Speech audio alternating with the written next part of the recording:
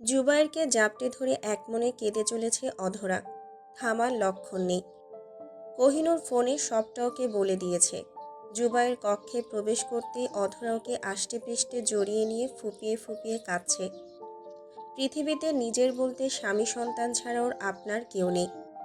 জুবায়েরকে ছাড়া এতগুলো বছর কাটিয়েছে, বাকিটা জীবন আর পারবে না ওকে ছাড়া বাঁচতে। জুবায়ের বাধ্য হয়ে অধরাকে কোলে তুলে নিয়ে বিছানায় ওকে বসিয়ে দিল। সামনে রাখা পানির গ্লাসটা ডান হাতে তুলে নিয়ে বলল, পানি খাবে? অধরা মাথা নাড়িয়ে নিষেধ করল।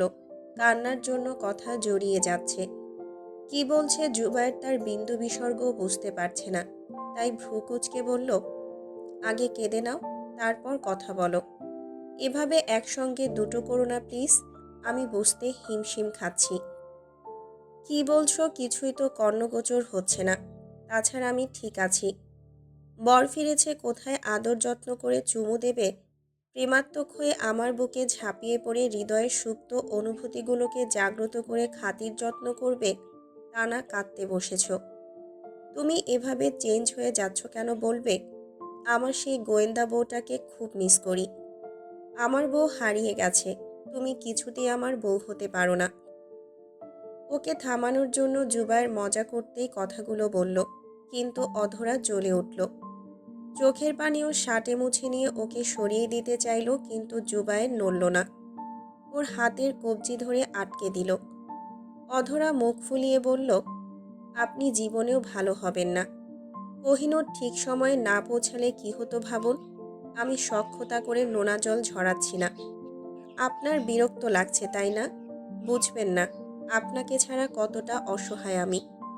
আপনার তো সবাই আছে, আমার কে আছে? ছাড়ুন আমাকে। আপনার সঙ্গে কথা নেই আমার। আপনার বউ হারিয়ে গেছে, আমি আপনার কেউ না।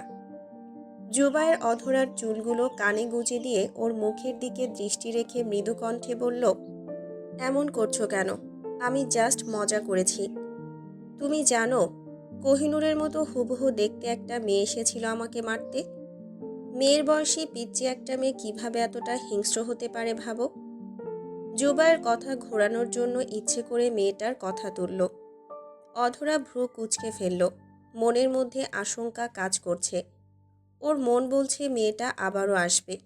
কোহিনূরের সঙ্গে এই বিষয়ে আলাপ করা অতি জরুরি।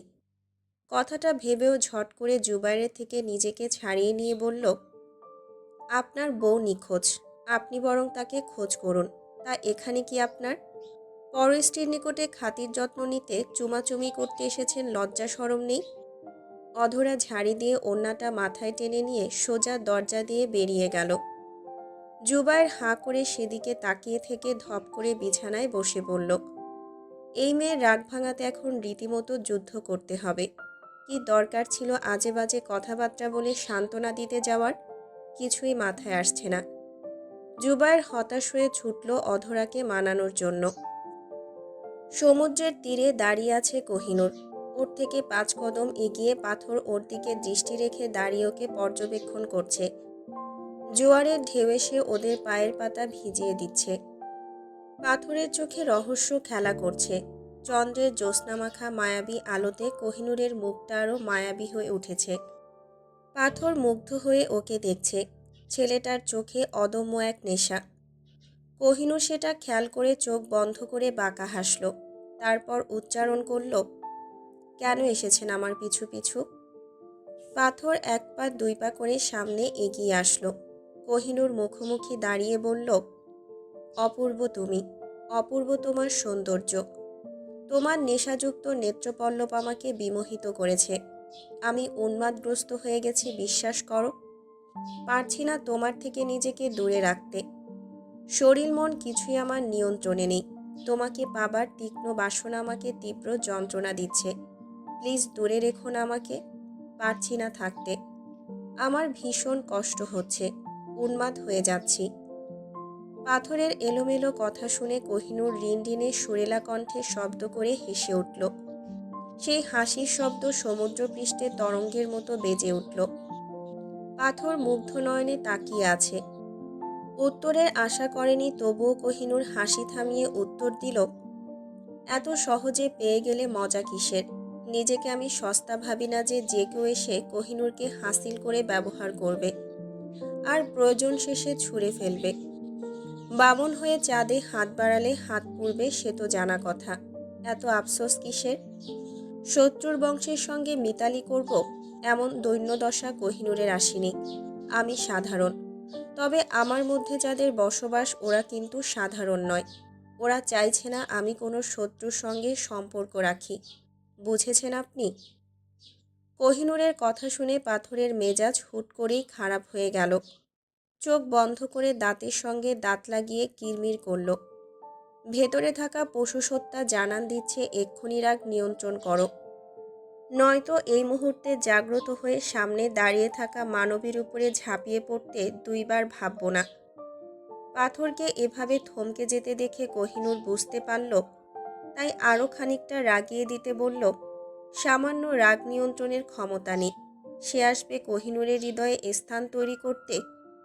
অন্ধ অর্বাচীন বালক, নিজেকে একবার মিররের সামনে দাঁড় করিয়ে দেখুন। ওই প্রতিচ্ছায়াতে কতটা কালিমা লেপ্টে আছে।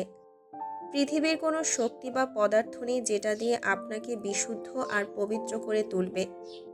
কোহিনূরের ঘৃণা মিশ্রিত বাক্য শোনার যদি আরও ইচ্ছা থাকে তবে সঙ্গে আসুন, নয়তো দূর হয়ে যাবেন এক্ষুনি। কোহিনূরের চোখে আগুন জ্বলছে। পাথর ছুটে এসে ওকে স্পর্শ করতে চাইল, তবে এবারও ব্যর্থ হলো। কোহিনূর সরে গিয়ে আঙুল উঁচু করে ওকে থামিয়ে দিল। পাথর হুঙ্কার দিয়ে বলে উঠল, সুলতান বংশের মেয়েরা বুঝি এমন শিক্ষাই পেয়েছে যেখানে নিজের স্বামীকে অপমান করতেও ছাড়ে না? আমি ইচ্ছে করলে তোমার দম্ভ এক নিমিষেই ক্ষান্ত করে মৃত্তিকায় লুটিয়ে দিতে পারি, কিন্তু করব না। তোমাকে আমার প্রয়োজন বিধায় কাছে টানতে হচ্ছে। নিজেকে মহারানী ভাবাটা বন্ধ করো। সামান্য একটা মেয়ের মধ্যে এত রাগ, জেদ আর তেজ ঠিক শোভা পাচ্ছে না। দুদিন পর পর নিজের রূপ পরিবর্তন করে কি লাভ হচ্ছে তোমার? ধরা দাও আমার হস্তে। পৃথিবীর সব সুখ এনে তোমার পদতলে হাজির করতে আমি কুণ্ঠিত হব না। কোহিনূর তাচ্ছিল্যপূর্ণ হেসে উত্তর দিল, রাখুন আপনার সুখ। কোহিনূর নিজের সুখ নিজেই খুঁজে নিতে জানে। আপনার মতো বেহায়া পুরুষের হস্তে নিজেকে তুলে দিয়ে সুখী হওয়ার কোনো ইচ্ছে নেই আমার। কোহিনূর আর অপেক্ষা করল না। এই মুহূর্তে লোকটার সামনে থেকে যেতে হবে, নয়তো ঝামেলা হয়ে যাবে। তাছাড়া আরও একজনের জন্য চিন্তা হচ্ছে। লোকটা কিভাবে আছে কে জানে। কোহিনূর চুপচাপ সরে আসতে চাইল, কিন্তু পারল না।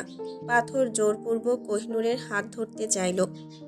কোহিনূর চোখ বন্ধ করে ধারালো খঞ্জর দিয়ে পাথরের বুক বরাবর লম্বা রেখা এঁকে দিল। মুহূর্তেই ঝরঝর করে রক্ত ছড়িয়ে গেল সেই আঁচড়ে। পাথর কিছুটা পিছিয়ে গিয়ে নিজেকে স্বাভাবিক করে নিল। তারপর বলল, কোহিনূর, তোমাকে আমি জোর করছি না। তোমাকে আমি চিরতরে মুক্তি দেব যদি জাদুলিপিটা আমাকে ফিরিয়ে দাও। ওটা তো আমার বাবার ছিল, ওটার উপরে আমার অধিকার রয়েছে। তুমি সেটা থেকে আমাকে বঞ্চিত করতে পারো না। কোহিনূর চোখ বন্ধ করে সাইদকে স্মরণ করে বলে দিল কি করতে হবে। সঙ্গে সঙ্গে চারিদিকে ঘন কুয়াশাতে ঢেকে গেল। মায়াবী কুয়াশা কাটিয়ে সামনে দাঁড়িয়ে থাকা মানবের ক্ষমতা হবে না কোহিনূরকে খুঁজে পাওয়া। কোহিনূর আর অপেক্ষা করল না, দৌড়ে চলল নিজের গন্তব্যে। ডাইনিং রুমে পায়চারি করছে অধরা। জামশেদ ভ্রুকুচকে সোফায় বসে আছে। মীরা কফির কাপে চুমুক দিচ্ছে আর উৎসুক হয়ে বুঝতে চেষ্টা করছে অধরা এমন করছে কেন। কোহিনূর বাড়িতে নেই। মেয়েটার কক্ষের দরজা ভেতর থেকে বন্ধ। জুবায়ের অসহায় হয়ে সিঁড়িতে দাঁড়িয়ে আছে। পাথর কিচেন থেকে খাবারের প্লেট হাতে উপরে যাচ্ছিল। হঠাৎ শাশুড়িকে এভাবে অস্থির হতে দেখে থমকে গিয়ে ফিসফিস করে বলল, আন্টি আপনি ঠিক আছেন? কোনো সমস্যা নেই তো? পাথরের কথা শুনে অধরার মেজাজ আরও খারাপ হলো। দাঁতে দাঁত চেপে বলল, বইয়ের খোঁজখবর না রেখে এখানে কামলা খাটছ ছেলে, অকর্মণ্য একটা। কোথায় আছে সে? পাথর ঠোঁট কামড়ে ভ্রু কুঁচকে ফেলল। শাশুড়ি বেশ চটে আছে বুঝল। এখানে থাকলে কি থেকে কি বলবে তখন লজ্জায় মুখ দেখানো যাবে না, তাই এড়িয়ে চলে আসতে চাইল, কিন্তু অধরা আসতে দিল না। চোখ রাঙিয়ে বলল, উত্তর দিয়ে তবেই পা তুলবে। কোহিনূর কোথায়? জামাই বলে কিন্তু আমি ছাড় দেব না। এক্ষুনি খুঁজে আমার সম্মুখে হাজির করবে, নয়তো তোমাকে আমি দেখে নেব। আন্টি, মাথাটা ঠান্ডা করুন প্লিজ। সাঈদ ওর সঙ্গে আছে। হঠাৎ একটা দরকারে আমি বাইরে গিয়েছিলাম। ফিরে এসে ওকে আর পাইনি। আন্টি, কফি খাবেন? আমি ভালো কফি তৈরি করতে জানি। আনবো আপনার জন্য? লাগবে না। দাদুর চামচা যাও চোখের সামনে থেকে। পাথর আদেশ পেয়ে সরে পড়ল সামনে থেকে। জাদুলিপি নিয়ে যাওয়ার পরে অফিসের একটা কাজে আটকে গিয়ে কোহিনূরের খোঁজ করা হয়নি। ভেবেছিল এখানে ফিরে দেখতে পাবে, কিন্তু ফলাফল শূন্য। সাঈদ সঙ্গে আছে তাই টেনশন না করে দারুণ একটা পরিকল্পনা করেছে। বৃদ্ধ দাদুকে জব্দ করে চন্দ্রের মুখোমুখি হওয়ার। কিন্তু কোহিনূর কোথায়? পাথর যেতেই জুবায়ের নেমে আসলো। আর চোখে পাথরকে দেখে নিয়ে জামশেদের পাশে গিয়ে ধপাস করে বসে পড়ল। দুই ভাই পাশাপাশি বসার সুযোগ খুব একটা হয় না। জুবায়ের মুখের দিকে তাকিয়ে জামশেদ বুঝে গেল আবারও কোনো কাহিনী ঘটিয়েছে, তাই ফিসফিস করে বলল, ঘটনা কি? হঠাৎ বউয়ের মেজাজ তুঙ্গে? জুবায়ের ভ্রু কুঁচকে বলল, হুটহাট কান্নাকাটি করে তাই বলে ফেলেছি বউ পাল্টে গেছে, ওই আর কি। তাছাড়া কোহিনূরের মতো হুবহু একটা মেয়ে এসেছিল আমাকে মারতে, সেসব নিয়েই চিন্তিত। জামশেদের কপালে চিন্তার ভাঁজ পড়ল। ভাবল মেয়েটা কে হতে পারে। কিছু একটা ভেবে উত্তর দিল, ওকে শান্ত করে কক্ষে নিয়ে যাও, আমি দেখছি বিষয়টা। কোহিনূরের সঙ্গে আলাপ করে জানাবো। জুবায়ের মাথা চুলকে বলল, শান্ত করতে গিয়ে আমি অশান্ত হয়ে গেছি, কথাই শুনছে না। বলেছে হারিয়ে যাওয়া বউ খুঁজে নিতে, ওর কাছে না যেতে। এটা কেমন কথা? জামশেদের হাসি পাচ্ছে, কিন্তু হাসলে তো চলবে না। কোনো রকমে চেপে গিয়ে গম্ভীর কণ্ঠে বলল, তাহলে বসে না থেকে বউকে খোঁজা শুরু করাই ভালো। বউ হারিয়ে সুলতান জুবায়ের ফারুকী নিশ্চয়ই বিধবা হয়ে ঘুরবে না। মজা নিচ্ছ? একদম না, জাস্ট সমাধান দিচ্ছি। এভাবে ঘরময় ঘুরলেই কি সব ঠিকঠাক হবে? জুবায়ের কোনো উত্তর দিল না। সোফায় হেলান দিয়ে চোখ বন্ধ করল। অধরা আপাতত ক্ষেপে আছে, ওর সঙ্গে এখন কথা বললে ঝাড়ি শুনতে হবে। জামশেদ কিছু একটা ভেবে উঠে আসলো। অধরার পাশে গিয়ে মৃদু কণ্ঠে বলল, কক্ষে যাও, আমি কোহিনূরের সঙ্গে আলাপ করে জানাবো। ঐশ্বর্যের উপর একটু নজর রাখো। অধরা ভ্রু কুঁচকে বলল, ঐশ্বর্য কি করেছে? আপাতত নজর রাখো, পরে বলছি। এবারই সামনে থেকে সেই কুকুরটাকে যে হত্যা করেছিল আমি জানি ওকে। প্লিজ বাইরে কোনো ঝামেলা করো না। ভয়ঙ্কর কিছু সামনে আসতে চলেছে। অধরা কিছুই বুঝতে পারল না। প্রশ্ন জাগলো, কে সেই খুনি, আর ওর উদ্দেশ্যটাই বা কী ছিল। গভীর রাতে বাইরে তুষারপাত হচ্ছে। এলোমেলো বাতাসে তুষারের কণাগুলো জানালা এসে আছড়ে পড়ছে। কোহিনূর কম্বলের মধ্যে জড়সড় হয়ে শুয়ে আছে। সাঈদ এখানে নেই। কোহিনূর ওকে বিশেষ কাজে হেকিম সাহেবের কাছে পাঠিয়েছে। সমুদ্রের তীর থেকে ফিরে জামশেদের সঙ্গে কথা বলতে গিয়েছিল, কিন্তু হয়নি।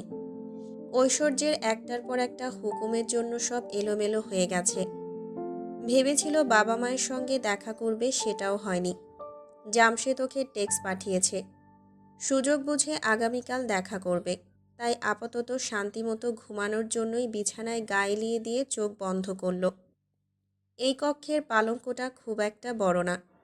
আসবাবপত্র বলতে একটা পুরাতন আলমারি, ছোটোখাটো একটা পালঙ্ক আর সিঙ্গেল সোফার সামনে থাকা ছোট্ট একটা টেবিল। কোহিনূর এতেই সন্তুষ্ট। কাজের মেয়েদের জন্য এর চাইতে ভালো ব্যবস্থা করতে গেলে নিশ্চিত ধরা খেতে হবে। এটাও হতো না।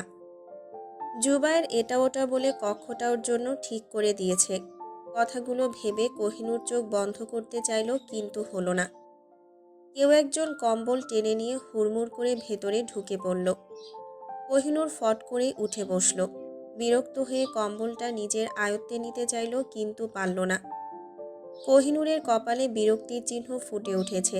চিৎকার করে কিছু বলতে চাইল, কিন্তু তার আগেই পাথর মুখ বের করে ভ্রু নাচিয়ে বলল, সারাদিন নিখোঁজ ছিলে, হুটহাট কোথায় গায়েব হয়ে যাও শুনি। শাশুড়ি মা আমার উপরে রেগে আগুন। আমি নাকি বউয়ের কোনো খোঁজ নিতে জানি না। রীতিমতো অপমান। তাই ভেবেছি সারাক্ষণ বউয়ের সঙ্গেই চিপকে থাকবো। কেমন হবে? কোহিনূর হতাশ হলো পাথরের কথা শুনে। এসব বিদেশি লোকেদের মাথা কেটে পরীক্ষা করতে ওর মন চায়। এদের ঘিলু বলতে কিছুই আছে কিনা পরীক্ষার জন্য। কোহিনূরকে ভাবতে দেখে পাথর ওকে ধাক্কা দিয়ে বলল, কোথায় ছিলে? এটা বলতে হবে না। শুধু বলো আঙ্কেলের উপরে আক্রমণ করেছে, এর পাল্টা উত্তর কিভাবে দেবে? মেয়েটা দিন দিন কেমন জানি হিংস্র হয়ে উঠেছে। থামাতে হবে, নয়তো ঝামেলা আরও বৃদ্ধি হবে। পাথরের কথা শুনে কোহিনূর কম্বলটা নিজের সঙ্গে জড়িয়ে নিয়ে হামি ছেড়ে কথা এড়িয়ে গিয়ে বলল, আপনার ভাই এসেছিলেন আপনার রূপ ধরে। হেকিম সাহেব ডাবল রোল প্লে করছে আমাদের সঙ্গে। যাই হোক, সে এসে আমাকে নিজের স্ত্রী হিসেবে দাবি করেছে। আপনি এখন বিড়বিড় করে বলুন, বধূ তুমি কার? আমার নাকি আমার ভাইয়ের? আমার কিন্তু দারুণ লাগছে। বেচারা ভেবেছিল আমি ওকে ধরতে পারবো না, কিন্তু ও তো জানেই না আমি ওর চোখের দৃষ্টি দেখেই বুঝে গেছি ওর পরিচয়। ভেবেছিলাম আক্রমণ করব, কিন্তু সেটা নেহায়েত বোকামি ছাড়া কিছুই হতো না। অর্ধমানবের মৃত্যু কিভাবে হবে সেটা আমার অজানা, তবে খুব করে চেয়েছি ওর মৃত্যু যেন আমার হাতেই হয়। কোহিনূরের কথা শুনে পাথর উঠে বসল। আধার এসেছিল বুঝতে ওর বাকি নেই। কতটা লজ্জাহীন হলে ভাইয়ের বউয়ের সঙ্গে বেয়াদবি করতে আসে। খারাপ প্রস্তাব দিয়েছে শুনেই পাথরের মুখ শক্ত হয়ে গেল।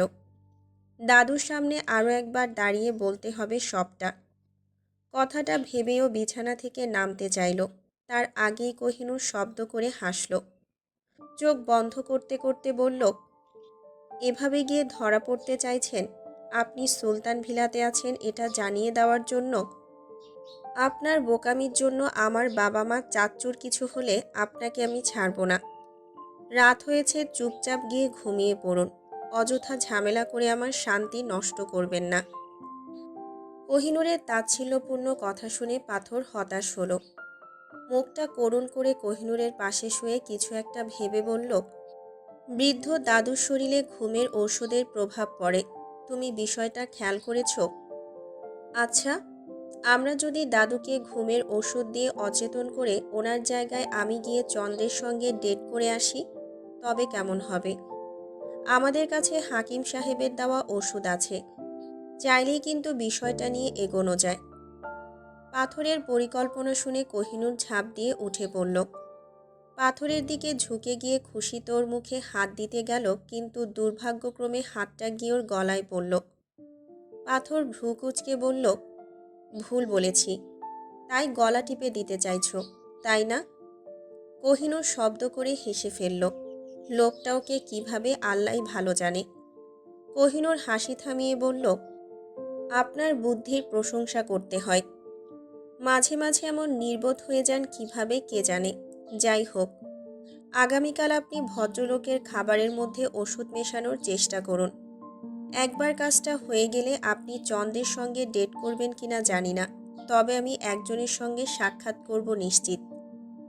কোহিনূর আরও কিছু বলতে চাইল, কিন্তু পারল না। বাইরে ধূপধাপ কিসের একটা আওয়াজ ভেসে আসলো। পাথর একটানে কম্বল সরিয়ে জানালা দিয়ে বেরিয়ে গেল। কোহিনূর দরজা ধরে সাবধানে পা ফেলে এগিয়ে আসলো। ডাইনিং রুমে আবছা আলো বিরাজমান। দোতলার কক্ষগুলো বন্ধ, কাউকে নজরে আসছে না। সকালেই পশরা ফারুকী চলে গেছেন, ওনার কক্ষের দরজায় তালা ঝোলানো হয়েছে। কোহিনূর কিছু একটা ভেবে এক পা দুই পা করে উপরে উঠে গেল। ঐশ্বর্যের কক্ষে কোনো আলো নেই, হয়তো ঘুমিয়ে পড়েছে। কোহিনূর আর পিছিয়ে আসলো না, সোজা দক্ষিণ দিক ধরে বাইরে যাওয়ার সিঁড়িতে পা রাখল। তড়িঘড়ি করে ছুটতে গিয়ে থমকে গেল। বাতাসে কিসের একটা উটকো গন্ধ ভেসে আসছে। কেউ একজন নতুন এসেছে এই বাড়িতে, যার শরীর থেকে এই গন্ধের উৎপত্তি। কোহিনূর বুঝতে পেরে ওড়নার প্রান্তটা মুখের দিকে টেনে নিয়ে কিছুটা আড়াল করে নিল। মোটামুটি চেষ্টা করছে অন্ধকারে নিজেকে আড়ালে রাখতে। বাইরে তুষারপাত কমেছে, তবুও গা হিম করার শীত পড়ছে। সকাল ছাড়া আবহাওয়া পরিবর্তন হবে না, সূর্যের আগমনেই সব ক্ষান্ত হবে। কোহিনূর বিড়বিড় করতে করতে সামনে গিয়ে পাথরকে দেখে জোরে জোরে পা চালালো। পাথর আপেল গাছের নিচে দাঁড়িয়ে আছে। কোহিনূর সোজা ওর কাছে গিয়ে ফিসফিস করে বলল, পেয়েছেন কাউকে? বাতাসে ওর গন্ধ পেয়েছি, নিশ্চয় এসেছিল। পাথর কিছু একটা হাতের তালুতে নিয়ে বলল, উটকো গন্ধটা পচা মাংস আর রক্তের। শয়তানটা এখানেই ছিল। আমি আবছা আবছা দেখেছি, কিন্তু পুরোপুরি দেখার আগেই মিলিয়ে গেল। ও নজর রাখতে পারে। তুমি সোজাসুজি ভেতরে যাও, আমি সকালে দেখা করব। এই গন্ধ আমাকে ওর কাছে নিয়ে যেতে সাহায্য করবে। আসছি আমি। পাথর বাতাসের গতিতে দৌড় দিল। কোহিনূরের হঠাৎ বাবা মায়ের কথা মনে হলো। শয়তানটা নিশ্চয় ওর বাবা মায়ের ক্ষতি করতে চাইছে। কথাটা ভেবে ও আর শান্ত থাকতে পারল না। প্রায় দৌড়ে আসলো ভেতরে। বাবা মায়ের দরজাতে ঠক ঠক করে আওয়াজ করতেই দরজা খুলে গেল। জুবাইর ভ্রুকুচকে কোহিনূরকে দেখে সরে গিয়ে ওকে ভেতরে আসতে বলল। অধরা বিছানায় শুয়েছিল। কোহিনূরকে দেখেও উঠে বসল। জুবাইর দরজা বন্ধ করে কোহিনূরের পেছনে পেছনে এসে দাঁড়ালো। অধরা হাত উঁচু করে কম্বলটা সামান্য আলগা করে কোহিনূরকে ভেতরে যেতে বলতে দেরি হলো। কিন্তু কোহিনূরের বিছানায় উঠতে দেরি হলো না। মায়ের সঙ্গে কতদিন এভাবে ঘুমানো হয়নি। অধরা মেয়ের মাথায় হাত রেখে বলল, কি ব্যাপার? হঠাৎ মায়ের কথা মনে পড়ল? সারাদিন কি করো কিছুই তো বোধগম্য হয় না। কোহিনূর উত্তর দিতে চাইল, তার আগেও নজর সোফার দিকে গেল। সেখানে কম্বল আর বালিশ রাখা মানে বাবা মা আলাদা থাকছে। বিষয়টা ভেবেই কোহিনূর হাসল। তারপর ঠোঁট উল্টে বলল, তোমাদের ভীষণ মনে পড়ছিল। একা একা ঘুম আসছিল না। সুলতানা কোহিনূর ফারুকী আজ তার বাবা মায়ের মাঝখানে ঘুমাবে, কোনো কথা হবে না। অধরা হাসল। মেয়ের মাথায় ওষ্ঠ রেখে বলল, আমার রাজকন্যার কথা কি আমি ফেলতে পারি? তোমার বাবাকে বলো সে যেন এখানেই ঘুমায়। জুবায়ের শোনা মাত্রই আর অপেক্ষা করল না। বালির সাথে বিছানায় উঠে আসলো। অনেক রাত পর্যন্ত চলল বাবা মেয়ের বিভিন্ন আলাপ আলোচনা। জুবায়ের অবাক নয়নে মেয়েটাকে দেখে চোখ সার্থক করছে। সে ছোট্ট কোহিনূর, যাকে বাঁচাতে গিয়ে ওদের জীবন থেকে কয়েক বছর হারিয়ে গেছে। মেয়েটার হাঁটি হাঁটি পাপা করে বেড়ে ওঠা দেখা থেকে বঞ্চিত হতে হয়েছে। গর্ব হয় মেয়েটাকে নিয়ে। জুবায়ের মেয়ের কপালে চুমু দিয়ে মাথায় হাত বুলিয়ে দিতে দিতে গভীর ঘুমে তলিয়ে গেল। প্রচণ্ড গরম পড়তে শুরু করেছে। সারাদিনের উত্তপ্ত সূর্যের তাপে মাটিতে থাকা বরফের অস্তিত্ব বিলীন হয়ে গেছে। অপরাহ্ন চলছে। পাথর নাচতে নাচতে শরবত তৈরি করছে। বৃদ্ধ দাদুর হুকুমেও স্পেশাল শরবত তৈরি করে ট্রে হাতে বেরিয়ে আসলো। কোহিনূর উপর থেকে নিচে নামছে।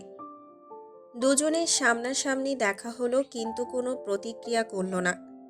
পাথর শরবতটা দাদুর হাতে ধরিয়ে দিয়ে বিছানা গোছাতে হাত লাগালো। বাঁকা চোখে কয়েকবার খেয়াল করে নিজের কাজে মনোযোগ দিল। ততক্ষণে দাদু শরবতটা খালি করে দিয়েছে। পাথর কাছে এসে চলে আসতে চাইল, কিন্তু ইচ্ছে হলো না। দরজার আড়ালে গিয়ে দাঁড়ালো। কিছুক্ষণের মধ্যেই লোকটা কয়েকবার হামি ছেড়ে গভীর ঘুমে তলিয়ে গেল। পাথর ঝটপট লোকটাকে তুলে নিয়ে আলমারির মধ্যে থাকা গোপন কক্ষে প্রবেশ করল। বৃদ্ধ দাদু একটা রাত স্বপ্নের দেশে চষে বেড়াবে। ততক্ষণে এদিকের কাজ হাসিল হয়ে যাবে। কথাটা ভেবে ও নিজের চেহারা দ্রুত পরিবর্তন করে নিল। দাদুর সুগন্ধিটা আয়েশ করে নিজের শরীরে ছড়িয়ে দিয়ে বিছানায় উঠে বসল। আপাতত চোখ বন্ধ করে ঘুমানোর ভান ধরে চোখ কান খোলা রাখতে হবে। কিন্তু চোখ বন্ধ রাখতে গিয়ে কখনো ঘুমিয়ে পড়ল, ঠিকই পেল না। হঠাৎ কোমল হাতের ছোঁয়া পেয়ে পাথরের শরীর কম্পিত হলো। পিটপিট করে চোখ খুলে ভ্রু কুঁচকে ফেলল। ওর সামনে একজন অচেনা রমণী মাথা ঝুঁকে দাঁড়িয়ে আছে। মহিলার এহেন নেশালো কঠিন দৃষ্টিতে পাথর এলোমেলো হয়ে যাচ্ছে। কি বলবে কিছুই মাথায় আসছে না। তবুও কিছু বলতে হবে, ধরা পড়লে চলবে না। পাথর বুদ্ধি করে মৃদু কণ্ঠে বলল, চন্দ্র, এসেছো তুমি? পাথরের কথা শুনে মেয়েটা চমৎকারভাবে হাসল। চোখের পাতা নাচিয়ে বলল, বাধ্য হয়ে আপনাকে নিতে এসেছি। এভাবে ঘুমিয়ে থাকলে হবে বলুন? উষ্ণ তরলে আমার গোসল হওয়াটা জরুরি ছিল।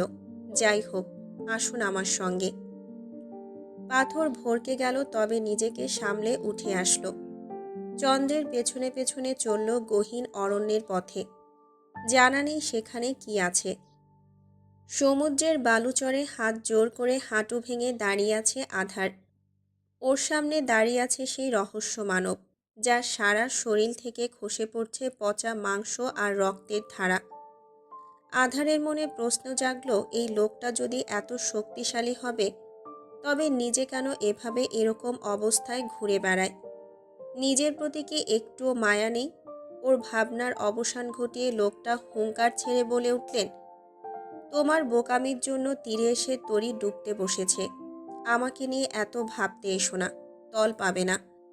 কাজটা ঠিকঠাক পারোনি, তাই আঘাতের জন্য প্রস্তুত হয়ে যাও। জাদুলিপি কোহিনূরের কাছে নেই, কার কাছে আছে খোঁজ করো, আমি আসছি। লোকটা ক্রমাগত আধারের সামনে থেকে দূরে যেতে শুরু করলো। লোকটার মোটা দগদগে ঘাপূর্ণ শরীর হঠাৎই পরিবর্তন হয়ে চিপচিপে হয়ে গেল। লম্বা আলখেল্লা জাতীয় পোশাকের পরিবর্তন হয়ে আধুনিক পোশাকে রূপ নিল। আধার তার ভ্রু কুঁচকে ফেলল। লোকটার নয়ারূপ সম্পর্কে ওর কোনো ধারণা নেই। কে এই লোক? আত্মহত্যা মহাপাপ। প্রকৃতির নিয়মের বিরুদ্ধে গিয়ে মানুষ নিজের ইচ্ছায় প্রাণ দিয়ে নিজের পার্থিব কষ্ট ভুলতে আত্মহত্যা করে। কিন্তু আসলেই কি তা পারে? কখনোই পারে না। মানুষের শরীরের মৃত্যু হলেও আত্মার মৃত্যু হয় না। সাময়িক কষ্ট ভুলতে গিয়ে মানুষ অসীম দুঃখের সমুদ্রে নোঙর ফেলে বুঝতেও পারে না। কবরের শাস্তির কাছে পার্থিব কষ্ট কিছুই না। ঢুলু ঢুলু চোখে কথাগুলো ভাবছিল পাথর। আবছা আলোতে ডাইনিং রুমের মাঝখানে চন্দ্রের নৃত্য দেখতে দেখতে ও বিরক্ত হয়ে গেছে। গত 3 ঘন্টা ধরে চলছে অবিরামভাবে এই উদ্দাম নৃত্য। পাথরের কাছে যেটা জঘন্য লেগেছে, তবুও চোখে মুখে তৃপ্তিকর হাসি ফুটিয়ে রাখতে হচ্ছে। মনে হচ্ছে শাস্তিতে আছে। এই চন্দ্র আত্মহত্যা করে যতটা না কষ্ট পেয়েছে, তার চাইতেও অধিক কষ্টে আছে। নাচানাচি করে মানুষ কিসের এত আনন্দ পায় ওর জানা নেই। ক্ষুদায় দাপাদাপি ছাড়া কিছুই না। পাথর মনে মনে কোহিনূরকে স্মরণ করছে। বউ থাকলে চন্দ্র বুঝত এভাবে দাপাদাপি করার মজা। পাথর বিড়বিড় করতে করতে আনমনেই কপালে হাত রাখল। ভ্রু কুঁচকে গেল, কপালে ভাঁজ পড়েছে। ভেতরে থাকা পশুসত্তা হঠাৎ বেরিয়ে আসার আগাম জানান দিচ্ছে। এখন শুধু একটু মেজাজ হারানো বাকি, তাহলেই 16 কলা পূর্ণ হবে। পাথরের ধ্যান ভাঙল হঠাৎ নৃত্য থামানো দেখে। চন্দ্রের পরনে আজ সবুজ শাড়ি নেই, টকটকে গোলাপি রঙের সিল্কের শাড়ি। কোমর অবধি খোলা চুলগুলো শরীরের সঙ্গে ঢেউ খেলে চলেছে। কিছু চুল মুখের উপর এসে লুটোপুটি খাচ্ছে। গায়ে ভারী গহনা। এক পায়ে সোনালি নূপুর, অন্য পায়ে ঘুঙুর। মহিলার রাঙা ওষ্ঠের হাসিতে যে কোনো পুরুষের হৃদয় ঘায়েল হবে নিশ্চিত। বোঝাই যাচ্ছে আগেরকার দিনের গণিকারা এমনই ছিল। কথায় বলে জাতের মেয়ে কালো ভালো। সামান্য একজন গণিকা হয়ে জমিদারের স্ত্রী হওয়ার সোজা ছিল না। জমিদারেরা যতই রূপের কাঙাল হোক না কেন, কেউ ভুল করেও কোনো গণিকাকে নিজের স্ত্রী হিসেবে গ্রহণ করবে না। চন্দ্র সব জেনে বুঝেই কালো জাদুর সাহায্যে জমিদারকে ফাঁসিয়ে সুলতান পরিবারের বউ হয়েছিল। একজনের পাপের ফল প্রজন্ম ধরে চলে আসছে, কতকাল চলবে তারও ঠিক নেই। নীরবতা ভেঙে চন্দ্র পাথরের সামনে তালি বাজিয়ে মৃদু কণ্ঠে উচ্চারণ করল, জমিদার মশাই, কেমন লাগলো চন্দ্রের নৃত্য? জানি আমি চমৎকার নৃত্য করি, তবুও আপনার থেকে শুনতে আমার ভীষণ ভালো লাগে। চন্দ্রের হৃদয় মঞ্জুরে শুধু আপনার নাম জ্বলজ্বল করে জ্বলতে থাকে। আমার শরীরে রন্ধ্রে রন্ধ্রে আপনার ভালোবাসা ধাবিত হতে থাকে। চন্দ্র কথাগুলো বলে চমৎকার করে হাসল। বিনিময়ে পাথরও হাসল। মনে মনে একগাল গালি দিল চন্দ্রের নামে। নৃত্য দেখিয়ে অত্যাচার করেছে, তবুও কিছু বলা উচিত ভেবেও উত্তর দিল, তুমি মেয়েটাই রহস্যময় আর চমৎকার। তোমার প্রেমে আমি অজস্রবার পড়েছি আর পড়ব। হৃদয় নদীর বাঁকে তোমাকে দেখেই থামব। কেন থামালে তোমার অসাধারণ নৃত্যকলা? চলতে থাক অবিরামভাবে। ঘড়ির কাঁটা থমকে যাক, ধরনী নিপাত যাক, তবুও চলুক তোমার নৃত্য। আমি নেত্রযুগল সার্থক করি। একরাশ মুগ্ধতা আমাকে গ্রাস করে নিক। আমি উন্মাদগ্রস্ত হয়ে নেত্রপল্লব গুচ্ছের ক্ষুধা নিবারণ করি।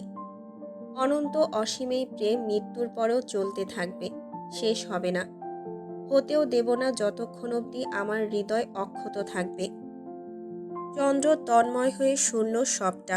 লোকটাকে ভালোবেসে কোনো ভুল করেনি ভেবে তৃপ্তি পাচ্ছে। জীবন মৃত্যুর মাঝামাঝিতে অবস্থান করছে। অভিশপ্ত হয়েছে, তবুও কোনো আক্ষেপ নেই। পৃথিবীর নিয়ম ভেঙে এভাবেই যুগ যুগ ধরে পৃথিবীতে নিজের রূপের উষ্ণতা ছড়িয়ে প্রেমিকের হৃদয় জয় করতে চন্দ্র সদা প্রস্তুত।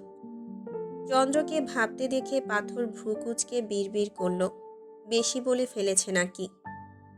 পাথর, নূর জানলে তোকে আস্ত রাখবে না। কোথায় কোন পেত্নির জন্য একগাদা মিথ্যে বলে দিলি? এই তোর সাহস? বউ ছেড়ে শেষমেশ পেত্নী? আহা, কি কপাল! পাথরকে আনমনা দেখে চন্দ্র আবারও শব্দ করে তালি দিল।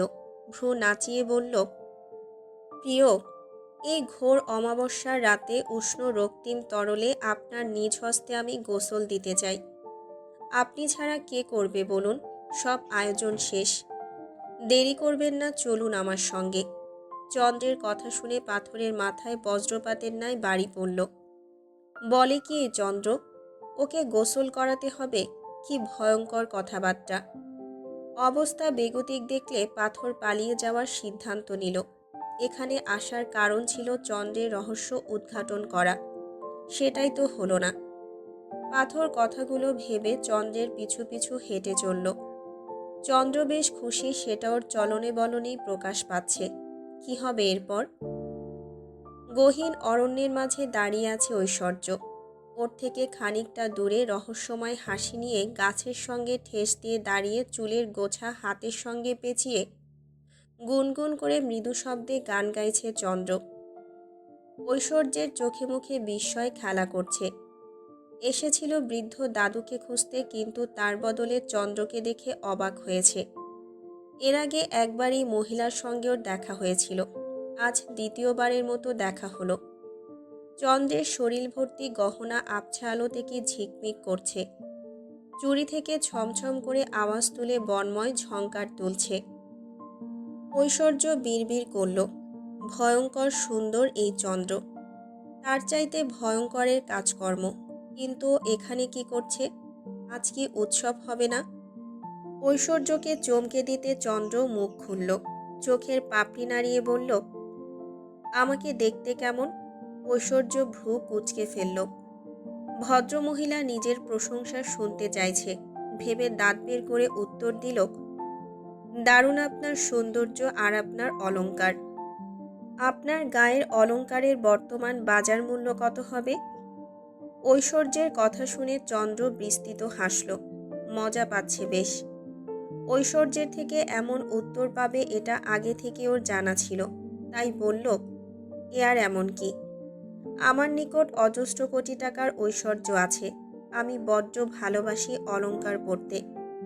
জমিদার মশাই আমাকে এভাবে দেখতেই পছন্দ করে। তুমি সাজবে আমার মতো করে? ঐশ্বর্য কিছু একটা ভেবে উত্তর দিল, না, আমি শাড়ি পরি না। কেমন অস্বস্তিকর বিষয়। তবে অলংকার আমার বেশ পছন্দ। আপনি কি আমাকে আপনার অলংকার দেবেন? নিশ্চয়ই দেব, কিন্তু চন্দ্র যে এমনি এমনি কাউকে কিছু দেয় না। আমার থেকে কিছু নিতে হলে বিনিময় করতে হয়। তুমি কি রাজি বিনিময় করতে? তবে এসো আমার সঙ্গে। চন্দ্র সামনের দিকে এগিয়ে চলল। ঐশ্বর্য দৌড়ে গিয়ে চন্দ্রের পিছু নিল। এমন সুযোগ বারবার আসবে না, তাই হাতছাড়া করার কোনো মানে নেই। কিছু দূর গিয়ে ঐশ্বর্য ক্লান্ত হয়ে গেল। নিজের শক্তি কাজে লাগাবে ভাবল, তার আগেই চন্দ্র থেমে গেল। ঐশ্বর্য থমকে গিয়ে হাঁপাতে হাঁপাতে বলল, আর পারছি না। এই রাস্তায় কিছু একটা আছে যেটা আমাকে ক্লান্ত করে দিচ্ছে। আমার শক্তির প্রয়োজন। চন্দ্রর কথা শুনে হাসল, হাত বাড়িয়ে কিছু একটা নিজের হাতের মুঠোয় নিয়ে ওর সামনে তুলে ধরল। ইশারা করে বলল, এটা গ্রহণ করো, সব ক্লান্তি চলে যাবে।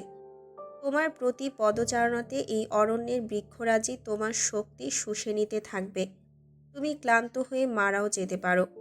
তাই অপেক্ষা করো না, অলংকার নিতে চাইলে দ্রুত গ্রহণ করো। উৎসব শুরু হয়ে গেছে, আমাদের যেতে হবে। চন্দ্র বেশ সিরিয়াস, সেটা ওর কথা শুনেই বোঝা যাচ্ছে। ঐশ্বর্য আর না করল না, গ্রহণ করল সেই ঔষধি। ভেতর থেকে কেমন যেন অস্বস্তি হচ্ছে, তবুও পাত্তা দিল না। লোভ ওকে অন্ধ করে দিয়েছে। চন্দ্রের ওষ্ঠে বাঁকা হাসি ফুটে উঠল, যেটা ওর দৃষ্টির অগোচরেই থেকে গেল। ওরা আবারও চলতে শুরু করলো। কিছুটা দূরে এসে ওরা একটা পুরাতন প্রাসাদ দেখতে পেল। ঐশ্বর্য ঘুরে ঘুরে সেটা দেখল, কিন্তু হঠাৎ সামনে তাকিয়ে হতবম্ব হলো, কারণ সেখানে চন্দ্র নেই। মেয়েটা কোথায় গেল?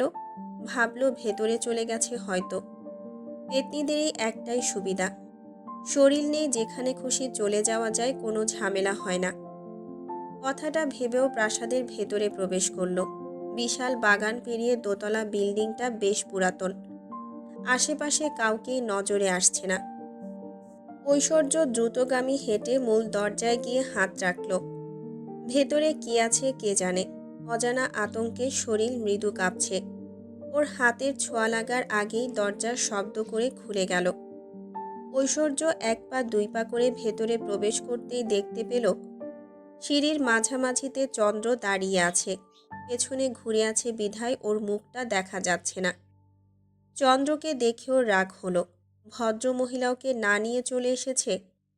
ভাবতেও নিজেকে নিয়ন্ত্রণ করতে পারল না। কঠিন স্বরে বলল, প্রলোভন দেখিয়ে আমাকে মিথ্যা বলেছেন। আপনি কি ভেবেছেন আমি বোকা, কিছুই বুঝতে পারবো না? আপনি ভুলে যাবেন না, ঐশ্বর্য কোনো সাধারণ মেয়ে না, অর্ধমানবী আমি। ঐশ্বর্যের বলতে দেরি হলো, কিন্তু উপর থেকে অলংকারের বর্ষণ হতে দেরি হলো না। চন্দ্র নিজের গায়ের গহনা খুলে ছুঁড়ে দিচ্ছে উপর থেকে। ঐশ্বর্য কিছু বলতে চাইল, কিন্তু পারল না। চোখ গোল গোল হয়ে গেল। ওর সামনে চন্দ্র কোথায়? সেখানে দাঁড়িয়ে আছে কোহিনূর। ঠিক চন্দ্রের মতো নিজেকে সাজিয়ে নিয়েছে, কিন্তু কেন? কিসের লাভেতে? ঐশ্বর্য ঢোক গিলে প্রশ্ন করতে চাইল, কিন্তু পারল না। কোহিনূর ঝংকার তুলে বলে উঠল, এতই যখন ক্ষমতা, তখন কোহিনূরের খোলসের আড়ালে নিজেকে লুকিয়ে রাখো কেন? এক মুহূর্তে তোমার ক্ষমতার দম্ভ আমি চূর্ণ বিচূর্ণ করে দিতে পারি। শুধুমাত্র আমার বাবার ভালোবাসার জন্য আমি তোমাকে ছাড় দিয়েছি, কিন্তু আর না। যে লোকটা তোমাকে ছোট থেকে বড় করলো, এত এত ভালোবাসা দিল, আর তুমি সেই মানুষটাকেও ছাড়লে না। অকৃতজ্ঞ বেঈমান। আর অলংকার নিয়ে ভেবো না। তোমার মতো ভিক্ষুকদের আমরা অহরহ ভিক্ষা দিয়ে থাকি। তবে আফসোস, শরীর না থাকলে গহনা দিয়ে কি করবে? কোহিনূরের কথা শুনে ঐশ্বর্য ভড়কে গেলেও নিজেকে সামলে নিল। এগিয়ে এসে উত্তর দিল, যা করেছি বেশ করেছি, আবারও করব। নিজেকে কি ভাবো তুমি? আমার বাবাকে তুমি হত্যা করেছ, আমি সব জানি। কঠিন প্রতিশোধ নেব আমি। ক্ষমতা থাকলে অবশ্যই নেবে। কে আটকাবে তোমাকে? তবে আধারের সঙ্গে যেটা করছো আপাতত সেটা আর হচ্ছে না। তুমি নিজের রূপ পরিবর্তনের ক্ষমতা হারিয়েছ। গেম পূরণ করবে কিভাবে এখন? কোহিনূরের কথা শুনে ঐশ্বর্য থমকে গেল। কিছুক্ষণ আগে যেটা খেয়েছে সেটার সাধারণ কোনো ঔষধই ছিল না। তবে কি ওটার জন্যই কোহিনূর এমনটা বলছে? ওর মাথায় কাজ করছে না। নিজের বোকামির জন্য নিজেকে গালি দিতে মন চাইল। রাগে গজগজ করতে করতে বলল, তুমি আমার সঙ্গে ছলনা করেছ। তোমাকে ছাড়ব না আমি। এক্ষুনি খুন করব তোমাকে। ঐশ্বর্য চোখ বন্ধ করে ভেতরের পশুসত্তাকে ডেকে নিল। কোহিনূর দেখল ওর পরিবর্তনটাকে, তবে ভয় পাচ্ছে না। ওষ্ঠে হাসি রেখে হাতের খঞ্জরটা ছুঁড়ে দিল ঐশ্বর্যের দিকে। সেটা সোজা গিয়ে ঐশ্বর্যের বাম গালে লম্বা করে আঁচড় দিয়ে পাশ ঘেঁষে বেরিয়ে গেল। ফিনকি দিয়ে রক্ত চারদিকে ছড়িয়ে গেল। ঐশ্বর্য মুখে হাত রেখে ফ্লোরে বসে পড়ল। প্রচণ্ড যন্ত্রণায়ও ছটফট করতে করতে কোহিনূরের দিকে রাগী দৃষ্টিতে তাকালো। কোহিনূর শব্দ করে হেসে উঠে বলল, পারলে ক্ষতস্থানটা ঠিক করে দেখাও। খুব না তোমার রূপের বড়াই? মিররে যতবার নিজেকে দেখবে আমার কথা মনে পড়বে। আপাতত আমার কাজ শেষ, এখন যেতে হবে। তোমাকে প্রাণে না বলে মেরে দিয়েছি, বাকিটা পরে দেখব। কোহিনূর আর অপেক্ষা করল না, তরতর করে সিঁড়ি দিয়ে উঠে গেল। পাথরের কাছে যাওয়াটা অতি জরুরি, লোকটা বিপদে আছে। ঐশ্বর্যের রূপ পরিবর্তনের ক্ষমতা কেড়ে না নিলে মেয়েটা আরও ভয়ঙ্কর হয়ে উঠবে। সেই সঙ্গে আরও একটা ক্ষমতাও চলে গেছে, যথেষ্ট হয়েছে। এখন পাথরের দেখা পাওয়ার অপেক্ষা। আমি চন্ডিমা, ভালোবেসে আম্মা আমাকে চন্দ্র বলে ডাকতেন। আমার জন্ম হয়েছিল এক নামকরা গণিকার ঘরে, যেখানে সমাজের উঁচু ঘরের পুরুষেরা অনায়াসে যাতায়াত করতে পারত। আমার পিতৃপুরুষের পরিচয় আমার মায়েরও অজানা ছিল। ছোট থেকে আম্মা আমাকে নিজের মতো করে গড়ে তোলেন। আম্মাকে নিয়ে আমার ছোট্ট পৃথিবী। ভীষণ ভালোবাসতাম ওনাকে।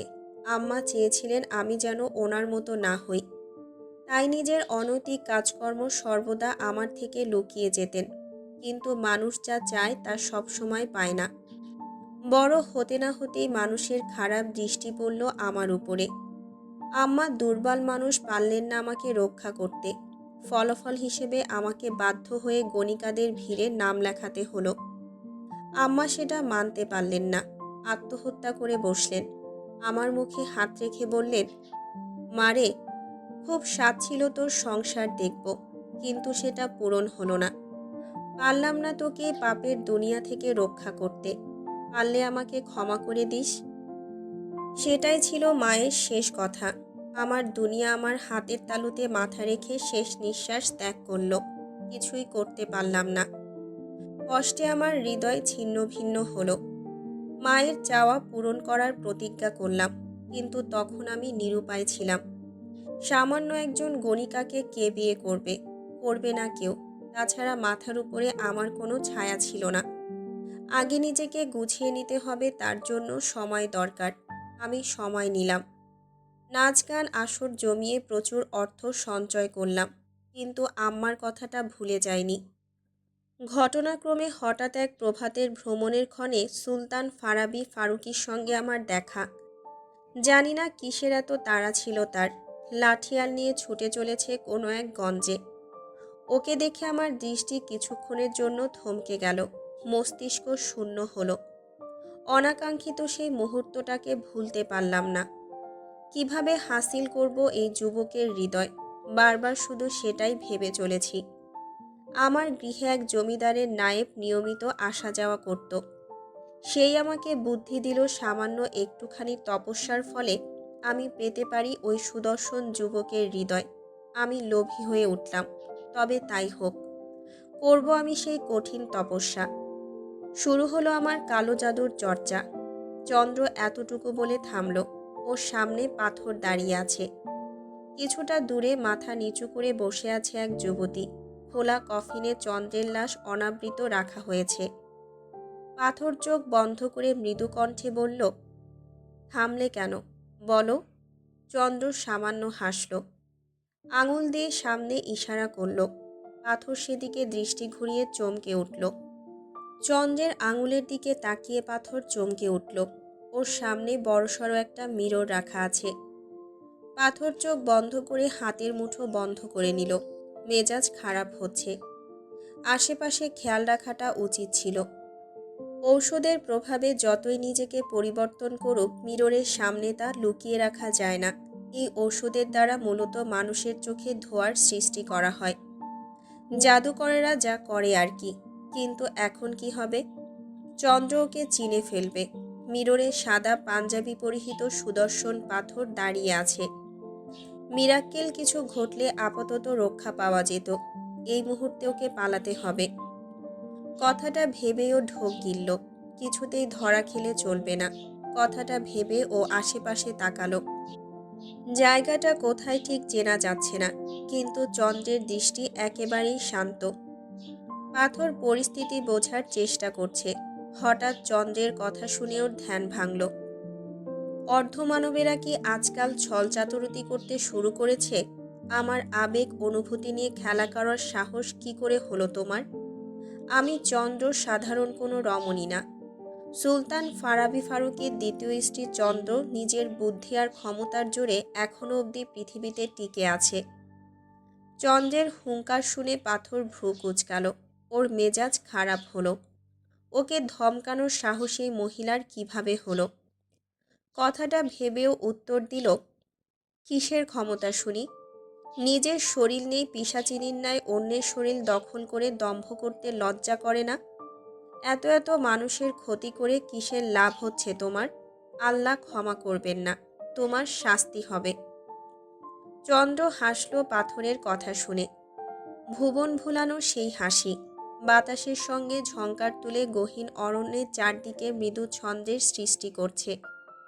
পাথর বুঝতে পারছে না এভাবে বোকার মতো হাসির কি আছে। কিছুক্ষণ পরে চন্দ্র থামল। যেখান থেকে কথা শেষ করেছিল সেখান থেকেই শুরু করল। যা বলছিলাম, কথা হচ্ছে, আমার অস্তিত্বকে আমি অস্বীকার করি না। সমাজে অসহায় আর দুর্বল কোনো মেয়ের সঙ্গে কেমন আচরণ করা হয় এটা কারোরই অজানা নেই। আমার আম্মা অসহায় ছিলেন, ওনার বাবা মা ছিল না।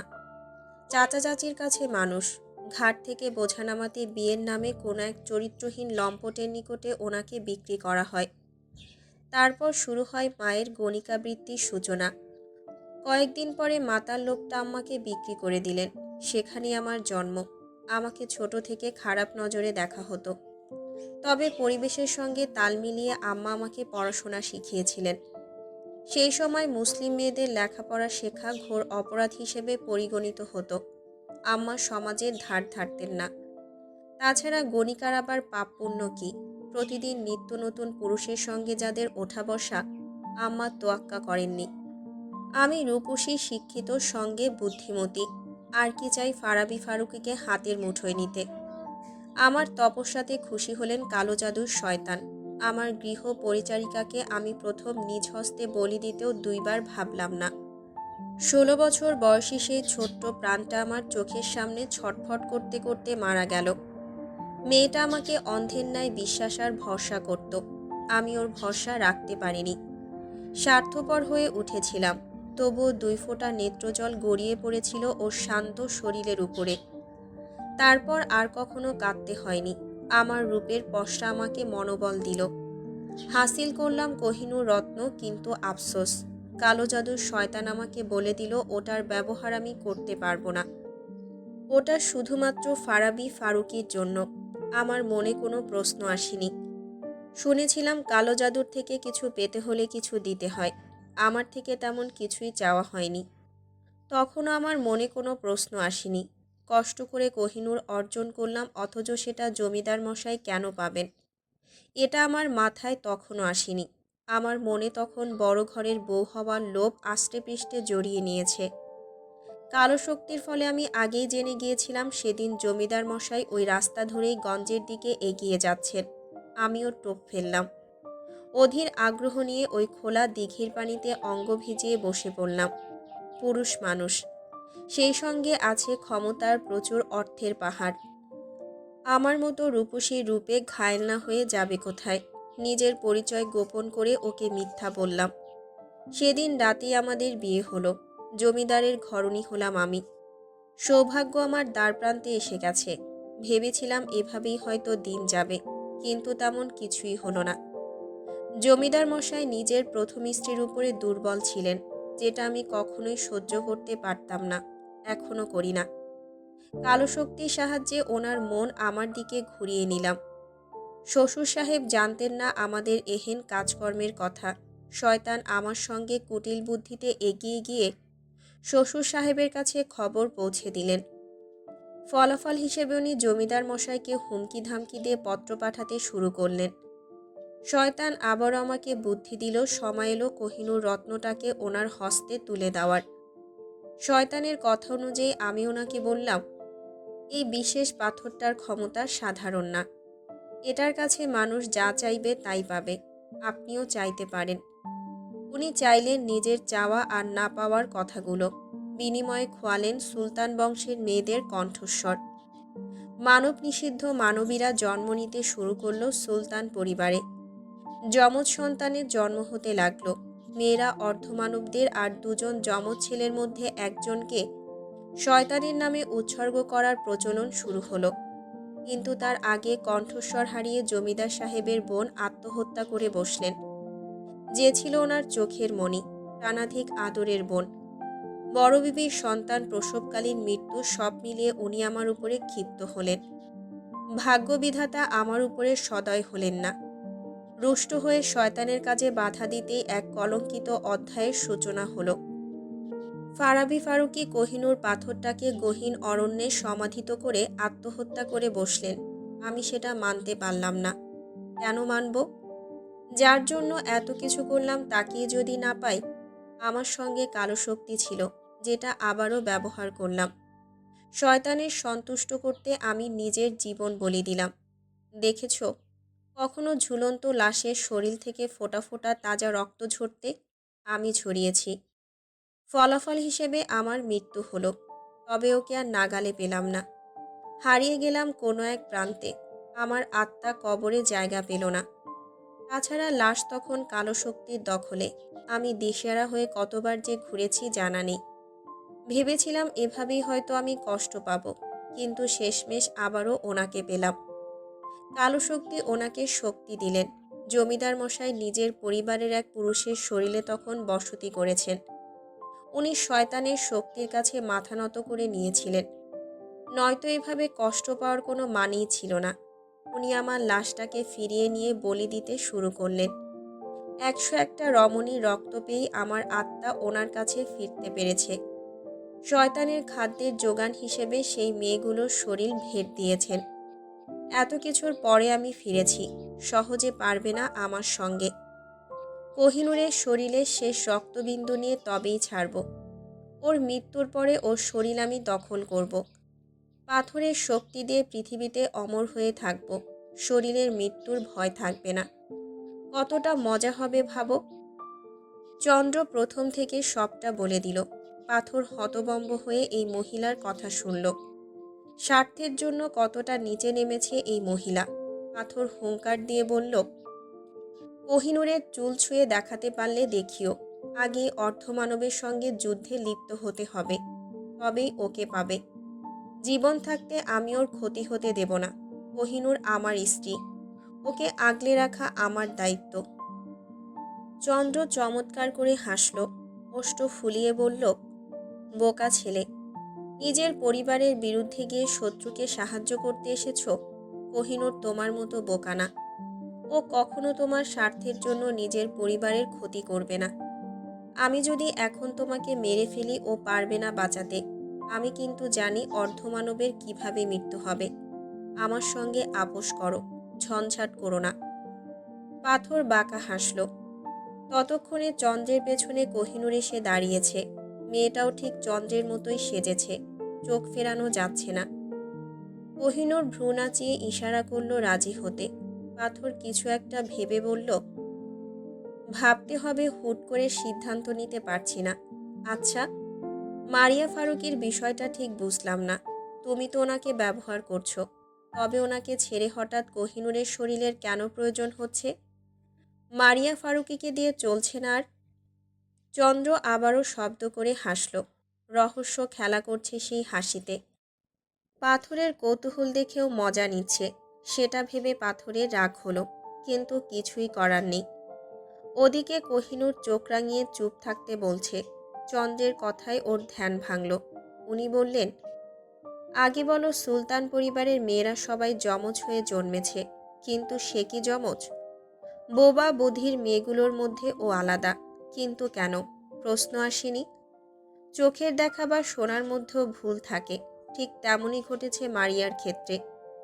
মারিয়া সুলতান পরিবারের কেউ না, ওকে ব্যবহার করা হয়েছে।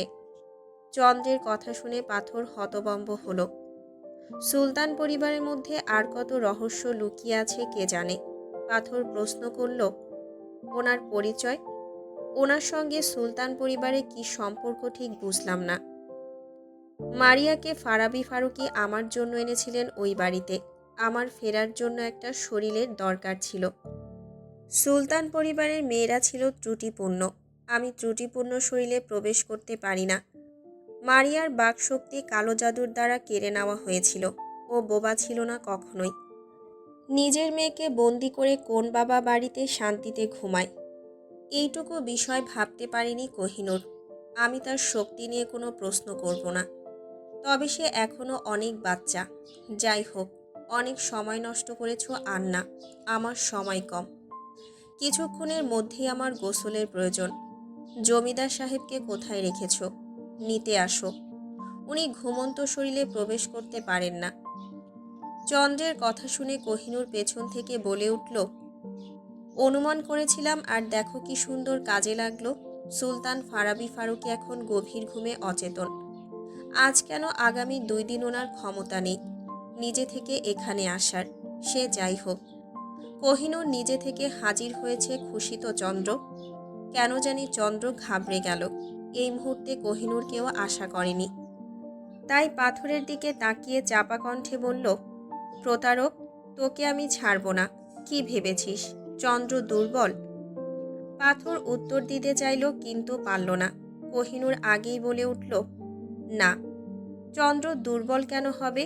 চন্দ্রের প্রচুর শক্তি। এই যে শেষ বলিটাও গায়েব, জমিদার মশাই গভীর ঘুমে তলিয়ে আছে। এসব অসমাপ্ত কাজগুলো কে করবে চন্দ্র? তোমার তো আবার শরীর নেই। বলির টাটকা রক্ত ছাড়া তোমার শরীর পচতে শুরু করবে। একদিকে সময় সেটা নষ্ট হবে, সেই সঙ্গে তোমার আত্মাও বিলীন হবে। ঠিক বলেছি না? এত যত্ন করে কারো লাশ রাখা তো আর এমনি এমনি হয়নি। একটা কাজ করি, লাশটাকে পুড়িয়ে কাহিনী খতম করি, ঠিক আছে?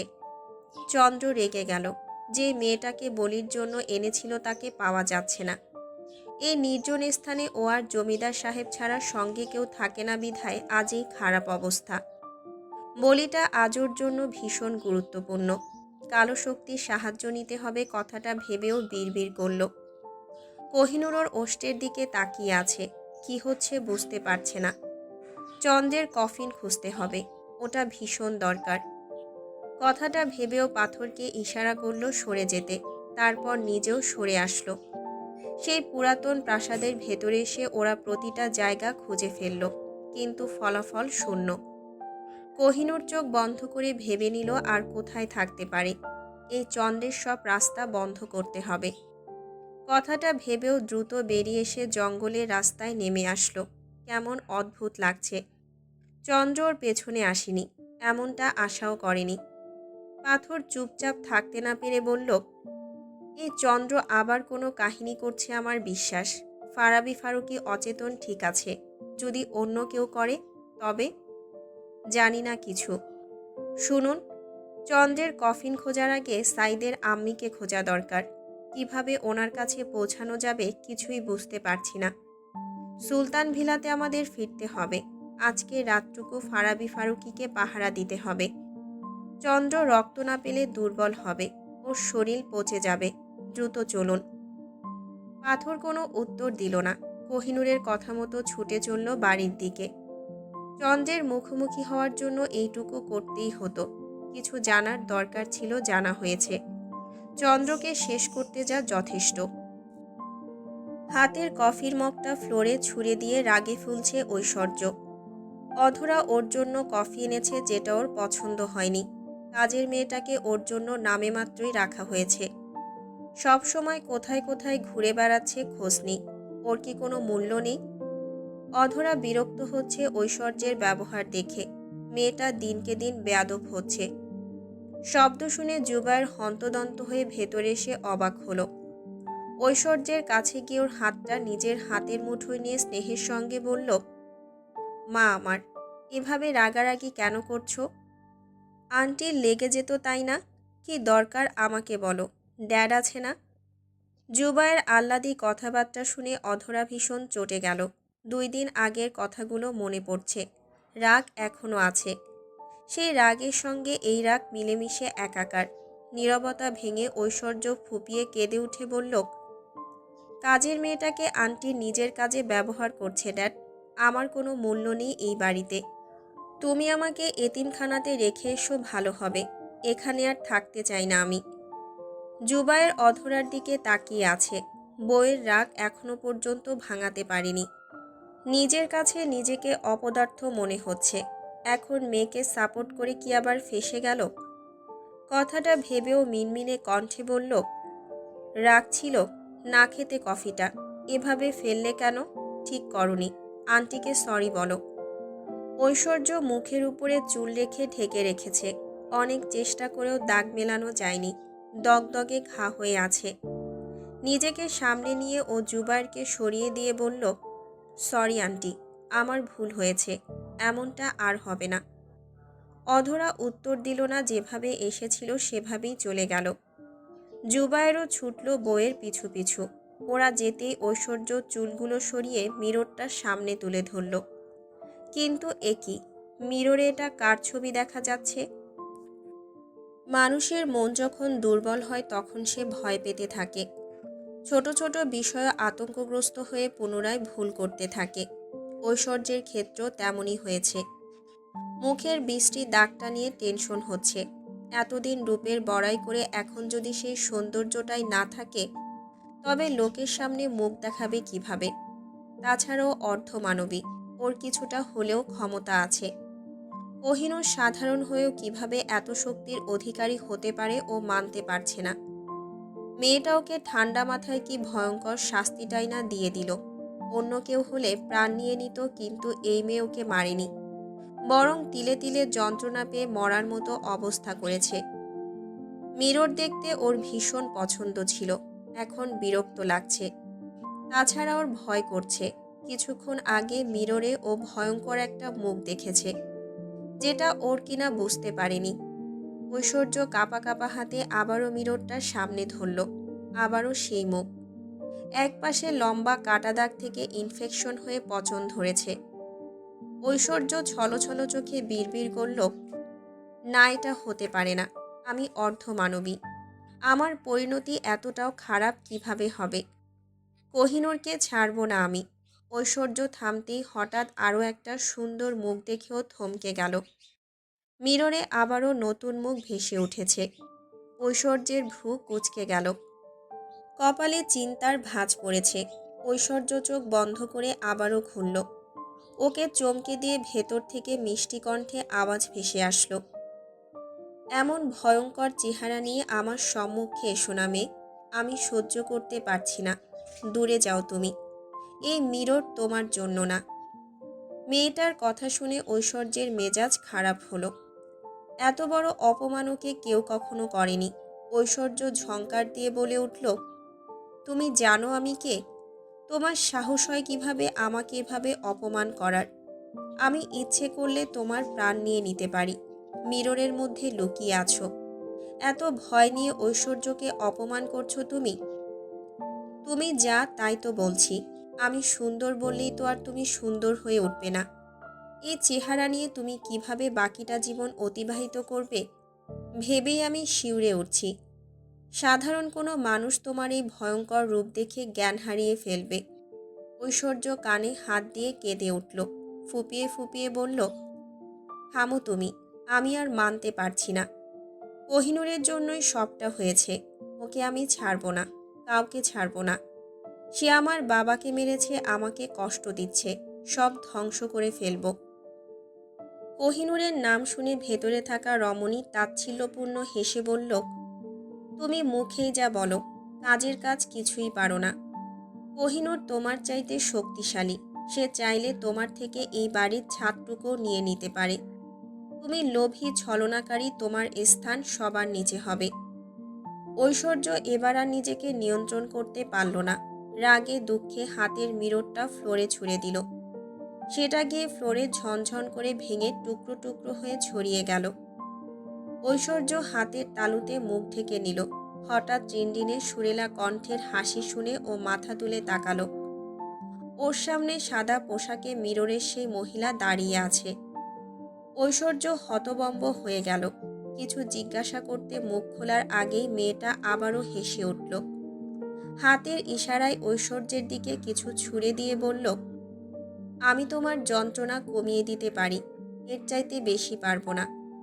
তুমি আমাকে মুক্তি দিয়েছ, ধন্যবাদ তোমাকে। আসছি, ভালো থেকো। ঐশ্বর্যের মুখের ব্যথাটা কমেছে, কিন্তু মেয়েটা ততক্ষণে হাওয়ায় মিলিয়ে গেল। কিছুটা অদ্ভুত লাগলো। মিররটা এখানে এনে ভুল করেছে কি বুঝতে পারল না। মনে প্রশ্ন জাগল, কে এই নারী? ভয়ঙ্কর রেগে আছে অধরা। দুদিন ধরে মুখে কুলু পেটে বসে আছে। জুবাইরের সঙ্গে কথা বলছে না, বলবে না বলেই ঠিক করেছে। লোকটা একটার পর একটা ভুল করছে, অধরা সেটা আর মানবে না। এবার ভালো করে শিক্ষা দেবে, যাতে এমন করার আগে অন্ততপক্ষে 10 বার ভাবে। জুবাইর বইয়ের মান ভাঙানোর জন্য পিছু পিছু ঘুরছে। লাভ বিশেষ কিছুই হচ্ছে না, তবে হার মানতেও রাজি না। অধরা গভীর মনোযোগ দিয়ে ফোনের দিকে চেয়ে আছে। হঠাৎ বাইরে হইচই শুনে ওর ধ্যান ভাঙল। তাড়াতাড়ি ফোন রেখে ছুটল বাইরের দিকে, কারণ এই বাড়িতে হইচই বা আওয়াজ বিশেষ একটা হয় না। অধরা বাইরে এসে অবাক হলো। জুবাইর বাড়ির সিকিউরিটি গার্ডের কলার ধরে টানাটানি করছে। অধরা দৌড়ে গিয়ে জুবাইরকে ছাড়িয়ে নিয়ে ঝাড়ি দিয়ে বলল, পাগল হয়েছেন আপনি? কি করছেন এসব? বয়স বৃদ্ধির সঙ্গে সঙ্গে বুদ্ধিও কমতে শুরু করেছে। বাচ্চাদের মতো মারামারি করছেন। অধরার ধমক বিশেষ কোনো ফল হলো না। জুবাইর আবারও তেড়ে গিয়ে গার্ডের গলা চেপে ধরে দাঁতে দাঁত চেপে বলল, বাড়িতে সিসি ক্যামেরা বন্ধ 2 দিন হতে চলেছে, আর এই অকর্মণ্য আজ সেটা বলছে। ও ইচ্ছে করেই এমনটা করেছে। ওকে টাকা দিয়ে এমনি এমনি রেখেছি? টাকা নিচ্ছে আর কাজ করছে শত্রুর। কেন করলি এমনটা? বল আগে। জুবাইরের কথা শুনে বেচারা গার্ড ভয়ে কেঁদে ফেলল। অধরা বিরক্ত হয়ে জুবাইরের হাত টেনে খানিকটা পিছিয়ে এসে গার্ডকে ইশারা করল চলে যেতে। বেচারা সুযোগের অপেক্ষায় ছিল। সিগন্যাল পেয়ে দৌড়ে বাড়ির বাইরে গিয়ে বাসল। জুবাইর রাগে ফুলছে। অধরা ওকে ছেড়ে দিয়ে কোমরে হাত রেখে বলল, আপনি কখনো বদলাবেন না, তাই না? সামান্য একটা বিষয়। চুপচাপ জেনে নিতেন, তা না করে মারপিট করছেন, বাড়ির গার্ডের কলার ধরে টানছেন। ও বেচারা কিভাবে জানবে বলুন? দায়িত্বে ছিল কে? জুবাইর কিছুটা শান্ত হলো। মুখ ফুলিয়ে বলল, ও ছুটিতে আছে, গতকাল ছুটি নিয়েছে। ওর মাও সুস্থ, তাই কিছুদিন বাড়িতে থাকবে। অধরা চোখের পাপড়ি নাড়িয়ে বলল, এটাই ভেবেছিলাম। ও ভয়ে পালিয়েছে। কারণ সিসি ক্যামেরা কেন বন্ধ আছে এটাও ভালো করেই জানে, তাই আগে থেকেই পালিয়ে গেছে। আর আপনি পাগলের মতো ওকে দোষারোপ করছেন। অধরার থামতে দেরি হলো, কিন্তু জুবাইর ফোন করতে দেরি করল না। কাউকে একটা ফোন করে বলে দিল 1 ঘন্টার মধ্যে ছুটিতে থাকা গার্ডটাকে ধরে আনতে। জুবাইর ফোন রেখে অধরার দিকে কৃতজ্ঞতার দৃষ্টিতে চাইল। ভ্রু নাচিয়ে বলল, বউটাকে অবশেষে ফিরে পেলাম। আমি জানি আমার বুদ্ধি কম। বউ বুদ্ধিমতী হলে যা হয় আর কি। রাগ কমাও না প্লিজ। আচ্ছা, রাগ কমাতে হবে না, চুমু দিতে তো পারবো। চোখ বন্ধ করে আমার দিকে এগিয়ে আসো। জুবাইরের এলোমেলো কথা শুনে মীরা চোখ বড় বড় করে ফেলল। ও এতক্ষণ অধরার পেছনেই দাঁড়িয়েছিল। বুঝতে পারেনি জুবাইরের তিল থেকে তালে পৌঁছে যেতে সময় লাগে না। অধরার আগে কটমট করছে। জামশেদ সিঁড়ি থেকে নামতে নামতে কিছুটা শুনতে পেল, তাই ওখান থেকেই উত্তর দিল, আশেপাশে একটু খেয়াল কর ভাই। কক্ষে গিয়ে যা ইচ্ছা কর, তবু আমার বউটার মাথা এভাবে নষ্ট করিস না। জুবাইর উকি দিয়ে মীরাকে দেখে গম্ভীর কণ্ঠে বলল, মীরা, তোমার মাথা কি নষ্ট হচ্ছে? মীরা তড়িঘড়ি করে মাথা নাড়িয়ে বলল, একদমই না। আমি সুস্থ মস্তিষ্কের আলাভোলা ভদ্রমেয়ে, উনি একটু বেশি বেশি। জুবাইর কিছু বলতে চাইল, কিন্তু পারল না। অধরা জামশেদের দিকে এগিয়ে গিয়ে বলল, বাড়ির সিসি ক্যামেরা বন্ধ আপনি আগে থেকে জানতেন? জানতাম না, কিছুক্ষণ আগেই জানলাম। বিষয়টা আমি দেখছি, তোমরা কক্ষে যাও। ওর মাথায় পানি ঢেলে ঠান্ডা করো। জুবাইর রেগে তাকালো, কিন্তু জামশেদ ওকে ইগনোর করল। এখানে তর্ক বিতর্ক করে সময় নষ্ট করার মানে নেই। কোহিনূর ওকে বিশেষ একটা দায়িত্ব দিয়েছে, সেটাই এখন সবচেয়ে বেশি গুরুত্বপূর্ণ। জামশেদ বেরিয়ে পড়ল বাড়ি থেকে। অধরা কিচেনের দিকে এগিয়ে গেল। কোহিনূরের জন্য কিছু রান্না করা দরকার। মেয়েটা হুটহাট চলে যাচ্ছে বলে যাচ্ছে না, খাবার নিয়েও কিছুই বলছে না। পাথর আরও দুজনেই পালা করে দাদুর কক্ষে বসে আছে। এদের মাথায় কি চলছে কে জানে। অধরা পুডিং তৈরি করতে ডিম ফেটিয়ে নিয়ে রেখে দিল। কড়াই বসিয়ে দিতেই পেছন থেকে আদি মৃদু কণ্ঠে বলে উঠল, আন্টি কফি হবে? অধরা চমকে উঠল। আদিকে দেখে নিজেকে শান্ত রেখে উত্তর দিল, নিশ্চয়ই হবে। 2 মিনিট অপেক্ষা করো। আরও কিছু খাবে তুমি? বলো তৈরি করি। সারাদিন কক্ষে চুপচাপ বসে থাকি, বাচ্চাদের জন্য কিছুই তৈরি করব সেটাও হচ্ছে না। বাচ্চারা খাওয়া নিয়ে এত উদাসীন কেন কে জানে। অধরার কথা শুনে আদি হাসল। পকেটে হাত ঢুকিয়ে উত্তর দিল, আন্টি আপনি আমাকে প্রচুর জামাই আদর দিচ্ছেন, আরও দিতে চাইলে আমি কিন্তু মানব না। এভাবে খাওয়াতে থাকলে আমি অচিরেই ফুটবল হয়ে উঠব, লোকেরা হাসাহাসি করবে। আন্টি বাংলাদেশ থেকে ফোন এসেছিল, মৌসুমীরা 2 বোন আগামীকাল এখানে আসছে। আপনি কি জানেন বিষয়টা? আদির কথা শুনে অধরা মনমরা হলো। এখানে মেয়ে দুটো সেফ থাকবে না, যদি কিছু হয়ে যায় তবে নিজেকে ক্ষমা করতে পারবে না। কিন্তু আটকানোও তো যাবে না, কতটা আশা নিয়ে এখানে পা ফেলছে। তাছাড়া ওরা এখানে বছর খানিক থাকবে না, 3 মাসের জন্যই আসছে। অধরা দীর্ঘশ্বাস ফেলে বলল, চৌধুরী সাহেব ফোন দিয়েছিলেন ওরা এখানেই উঠবে, কথা হয়েছে। বলছিলাম কি, তোমরা ওদেরকে নিয়ে সুন্দর একটা ক্যাম্পিং করতে পারো, তোমার আঙ্কেল ব্যবস্থা করত। এখানে এসে বোরিং হবে, ঘুরলে একটু ভালো লাগবে। আদি কিছু একটা ভেবে বলল, ওরা কিন্তু কোহিনূরের জন্য আসছে। আচ্ছা আন্টি, কোহিনূর কোথায়? ওকে দেখছি না কেন? ওর তো বিয়ে হয়েছে তুমি জানো। অধরা কথা এড়িয়ে গেল। তাড়াতাড়ি কফিটা ওর হাতে ধরিয়ে দিয়ে নিজের কাজে মনোযোগ দিল। কবে যেই ঝামেলা শেষ হবে। দাদুর মাথার কাছে বসে আছে কোহিনূর, গভীর মনোযোগ দিয়ে কিছু একটা ভাবছে। পাথর ওকে দেখতে ব্যস্ত। কক্ষের দরজা বন্ধ করা আছে। কোহিনূর এই কক্ষে আছে এটা বাড়ির কেউই জানে না। ওরা বুদ্ধি করে দাদুকে অন্য কক্ষে সরিয়ে এনেছে। সাইদ বসে বসে আঙুর মুখে পড়ছে। মৌসুমি ফল আঙুর। হেকিম সাহেবের সঙ্গে দেখা করে ফেরার রাস্তায় ও বেশ কিছু আঙুর নিয়ে এসেছে। সারারাত এখন এগুলোই খাবে। নির্জনতা কাটিয়ে হঠাৎ পাথর বলে উঠল, নূর, আমার কেন জানি অস্বস্তি হচ্ছে। এই বাড়িতে আমি অন্য কিছুর অস্তিত্ব অনুভব করছি। ওটা ভালো নাকি খারাপ বুঝতে পারছি না। মনে হচ্ছে ভালো, আবার মনে হচ্ছে খারাপ। কেমন জানি। তুমি কিছু অনুভব করছো? কোহিনূর খানিকটা চমকে উঠল। মৃদু কণ্ঠে বলল, আমি আগামীকাল থেকে এই বাড়িতে আর লুকোচুরি করে থাকবো না। আমি চাই শত্রুরা আমাকে দেখুক আর আক্রমণ করতে গিয়ে সামনে আসুক। এভাবে লুকিয়ে থাকাটা ঠিক হবে না। কোহিনূর এতক্ষণ যা ভাবছিল তাই বলে দিল। পাথর বিরক্ত হলো। বলল, তোমাকে কি বললাম আর কি উত্তর দিলে? ব্যবসার লালবাতি জ্বালিয়ে বইয়ের পাহারা দিচ্ছি, তবুও আফসোস নেই। কিন্তু যদি কিছু হয়ে যায় তখন? রিস্ক নিতে পারছি না। আপাতত এভাবেই থাকবে, কোনো ঝামেলা করবে না। তাছাড়া এই বাড়িতে থাকা এই 2 শক্তির উৎস কি জানা জরুরি। এখানে ভালো খারাপ দুটোই আছে, তাই আপনার এমন অনুভব হচ্ছে। চিন্তা করবেন না, আমি দেখছি বিষয়টা। কোহিনূর এতটুকু বলেই চুপ করল। কেন জানি মনে হচ্ছে কেউ এই কক্ষের দিকে আসছে, কিন্তু কে?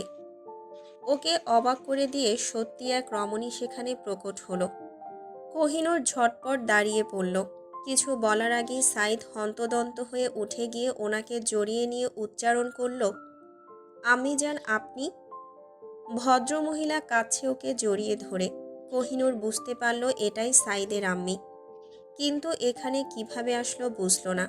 মা ছেলের মিলন দৃশ্য চলল আরও খানিকটা। পাথরও চুপচাপ দাঁড়িয়ে আছে। বেশ কিছুক্ষণ পরে ভদ্রমহিলা ছেলেকে ছেড়ে দিয়ে কোহিনূরের দিকে ফিরল। চমৎকারভাবে হেসে বলল, ধন্যবাদ দিয়ে তোমাকে ছোট করতে চাই না। তুমি না জেনে আমার মুক্তির রাস্তা তৈরি করে দিয়েছ। জীবন দিয়ে হলেও আমি তোমাকে সাহায্য করব। আমার ছেলেটাকে কাছে রেখেছ। তোমার কাছে আমার ঋণের কোনো শেষ নেই। কোহিনূর ভদ্রমহিলার কথা শুনে খানিকটা ভড়কে গিয়ে বলল, আপনার কথা ঠিক বোধগম্য হচ্ছে না, ক্লিয়ার করবেন প্লিজ। ভদ্রমহিলা সবটা বললেন না। বৃদ্ধ দাদুর দিকে তাকিয়ে শুধু বলল, ভদ্রলোকের সুন্দর একটা মন ছিল, চন্দ্রের জন্য সেটা বিলীন হয়েছে। ওনার ভালো আত্মাকে ফিরিয়ে আনো নূর, নয়তো সুলতান পরিবারের শান্তি কখনোই ফিরবে না। চন্দ্রই আত্মার হাতে চিরকালের জন্য মুক্তি পাবে, নয়তো যেভাবেই হোক বারবার ফিরে আসবে। তাছাড়া এই বাড়িতে আরও 2 রকমের শক্তির অস্তিত্ব আছে। দুজন দুইভাবে তোমার ক্ষতি করতে চাইছে। কোহিনূর ভ্রুকুচকে বলল, কার মধ্যেই শক্তির বসবাস আন্টি? কে হতে পারে? চন্দ্রকে যে নিজের স্বার্থে ফিরিয়ে এনেছে, সে নিজেই এই বাড়িতে আসন পেতে বসেছে। আরেকজন তোমার স্বামীর পরিবারের। নিশ্চয়ই জানো কে সে? কোহিনূর মাথা নাড়িয়ে চোখ বন্ধ করল। ওর জানা আছে একজন ঐশ্বর্য, কিন্তু আরেকজন কে? সারা রাত দাদুর সঙ্গে থেকে ভোররাতে বেরিয়ে পড়ল কোহিনূর। সাইদের আম্মি সাহায্য নিয়ে প্রথমে হাকিম সাহেবের সঙ্গে দেখা করবে। তারপর একটা বিশেষ স্থানে যেতে হবে ওকে, যেখানে পাহাড় আকাশের মিতালি ঘটেছে। সেই প্রান্তে ওকে পৌঁছাতে হবে। কথাটা ভাবতে ভাবতেও হাকিম সাহেবের সামনে গিয়ে দাঁড়ালো। ওকে দেখে হাকিম সাহেব কিছুটা ভড়কে গেলেন। তবে নিজেকে সামলে নিলেন, মুখটা গম্ভীর করে বললেন, আবারও আমার দ্বারে? কি প্রয়োজনে? কোহিনূর হাসল। তারপর ঠোঁট চেপে ধরে নিজেকে শান্ত করে ভ্রুকুচকে উত্তর দিল, কেন? আসতে নেই বুঝি? নাকি ডাবল রোল প্লে করছেন এটা আমি জেনে গিয়েছি ভেবেই ভয় পাচ্ছেন? ভয়ের কিছু নেই। আমি এসেছি নিতান্তই অন্য একটা সাধারণ কাজে। অর্ধমানবদের সঙ্গে আপনার কি সম্পর্ক বা আপনি কেন ওদেরকে সাহায্য করছেন, এসবে আমার কিছুই যায় আসে না। আপনি শুধু বলুন মানুষের সঙ্গে দুজন জিনের বসবাস থাকে, একজন ভালো আরেকজন খারাপ। জমিদার সাহেবের সঙ্গে থাকা ভালো জিনের সঙ্গে দেখা করার মাধ্যম বলে দিন। মায়ামির সঙ্গে আমার সাক্ষাৎ ঘটেছে। উনি আমাকে বলেছেন আপনি সবটা জানেন। কোহিনূরের কথা শুনে হাকিম সাহেবের চক্ষু জ্বলজ্বল করে উঠল। উনি খুশি হয়েছেন বোঝা যাচ্ছে। কোহিনূর উৎসুক হয়ে তাকিয়ে আছে দেখে উনি দ্রুত একটা মোমবাতি নিয়ে আসলেন, সঙ্গে একটা সুগন্ধির বোতল আর মিরর। সেগুলো কোহিনূরের হাতে ধরিয়ে দিয়ে বললেন, নির্জন স্থানে গিয়ে মোমবাতি জ্বালিয়ে নেবেন। সুগন্ধি ছড়িয়ে দিয়ে মিররের সামনে বসে গভীর মনোযোগ দিয়ে ওনাকে ডাকবেন। উনি সাড়া দেবেন। তবে সাবধান, ভালোর জায়গায় খারাপটা চলে আসতে পারে, একটু খেয়াল রাখবেন। কিভাবে বুঝবো ওটা ভালো নাকি খারাপ? তাছাড়া আমি জমিদার সাহেবকে নিজ চোখে পর্যন্ত দেখিনি। একটা ক্লু তো দিন। চোখের দৃষ্টি দেখলেই বুঝতে পারবেন। আশা করি এইটুকু কোহিনূর ফারুকীর জন্য কোনো ব্যাপারই না। হেকিম সাহেবের কথা শুনে কোহিনূর হাসল। ওখান থেকে বিদায় নিয়ে চলে আসলো সেই জায়গায়। তারপর সূর্য পাহাড়ের উপরে বসে পড়ল। হেকিম সাহেবের কথা মতো সব ঠিকঠাক করে ডাকতে শুরু করলো। একবার, দুইবার, তিনবার করে চতুর্থবারের সময় হঠাৎ দূরে একটা কাক ডেকে উঠল। কোহিনূর তার ভ্রু কুঁচকে ফেলল। এই শহরে কাক কিভাবে আসবে ওর জানা নেই। মন স্থির করে আয়নায় চোখ রাখতে গিয়ে ভড়কে গেল। মিররে এক সুদর্শন পুরুষের প্রতিচ্ছায়া ভেসে উঠেছে। কোহিনূর কিছু বলার আগেই পুরুষালী কণ্ঠ ভেসে উঠল, কেন ডেকেছ আমাকে? এর মূল্য জোগাতে হবে তোমায়। প্রকৃতির নিয়ম বিরুদ্ধ কাজকর্ম করেছ, কি লাভ হচ্ছে তোমার? ফিরে যাও মেয়ে, আমাকে একা থাকতে দাও। কতটা যন্ত্রণা নিয়ে এখানে পড়ে আছি তুমি কি বুঝবে? ভদ্রলোকের কথা শুনে কোহিনূর বিরক্ত হলো।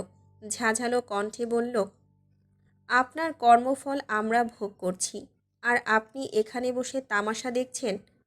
চন্দ্রকে ফিরিয়ে আনুন আর সুলতান পরিবারকে মুক্তি দিন। এভাবে আর কতদিন? একটা অন্ততপক্ষে ভালো কাজ করুন, ওকে ফিরিয়ে আনুন প্লিজ। কিভাবে ফিরিয়ে আনবো ওকে? ওর মুখ দর্শন করাও পাপ। ওর পাপে আমি জ্বলছি। কতবার নিষেধ করেছিলাম, কেউ কথা শোনেনি। ওকে না ফেরালে আমরা জ্বলতে থাকব। দয়া করে আমার সঙ্গে চলুন। আপনার হাত ধরেই চন্দ্র এখানে ফিরবে। ওকে ওরা ব্যবহার করছে, চন্দ্রকে ওরা ফিরতে দেবে না। তুমি জানো না কালো শক্তির শয়তানটা কতটা ভয়ঙ্কর। ও যতদিন না নিজের স্বার্থ পূরণ করতে পারছে ততদিন চন্দ্র ওখানেই থাকবে। ভদ্রলোকের কথা শুনে কোহিনূর কিছুক্ষণ ভাবল, তারপর বলল, আমি দেখে নেব। আপনি শুধু আমার সঙ্গে চলুন। যেভাবেই হোক চন্দ্রের সামনে গিয়ে দাঁড়িয়ে বলুন, চন্দ্র চলো, ফিরে যাই। আচ্ছা চলো। কোহিনূর ভালো জিনটাকে সঙ্গে নিয়ে গভীর জঙ্গলের মধ্যে থাকা সেই প্রাসাদে ফিরে গেল। নিজে লুকিয়ে থেকে ওকে পাঠিয়ে দিল ভেতরে। তীব্র যন্ত্রণায় ছটফট করছে চন্দ্র। কফিনে থাকা ওর শরীরে পচন ধরতে শুরু করেছে। কিভাবে শান্ত থাকবে বুঝতেই পারছে না। গতকাল রাতে ওর শেষ রক্তস্নান ছিল, যেটা সম্ভব হয়নি। নতুন কিছু করতে হবে ভেবে যখন ও কফিনের পাশ থেকে উঠে আসতে চাইল, ঠিক সেই সময় জমিদার সাহেবের কণ্ঠ শুনেও থমকে গেল। চন্দ্র দৌড়ে গিয়ে ওকে জাপটে ধরে কেঁদে ফেলল। হাতের মুঠোয় জমিদার সাহেবের মুখটা তুলে নিয়ে ঠোঁট উল্টে বলল, আপনি গতকাল আসেননি কেন? কতটা কষ্ট পাচ্ছে আপনার চন্দ্র সেটা দেখতে পাচ্ছেন? অন্য উপায় খুঁজতে হবে। দেখুন, লাশ পোষতে আর বাকি নেই।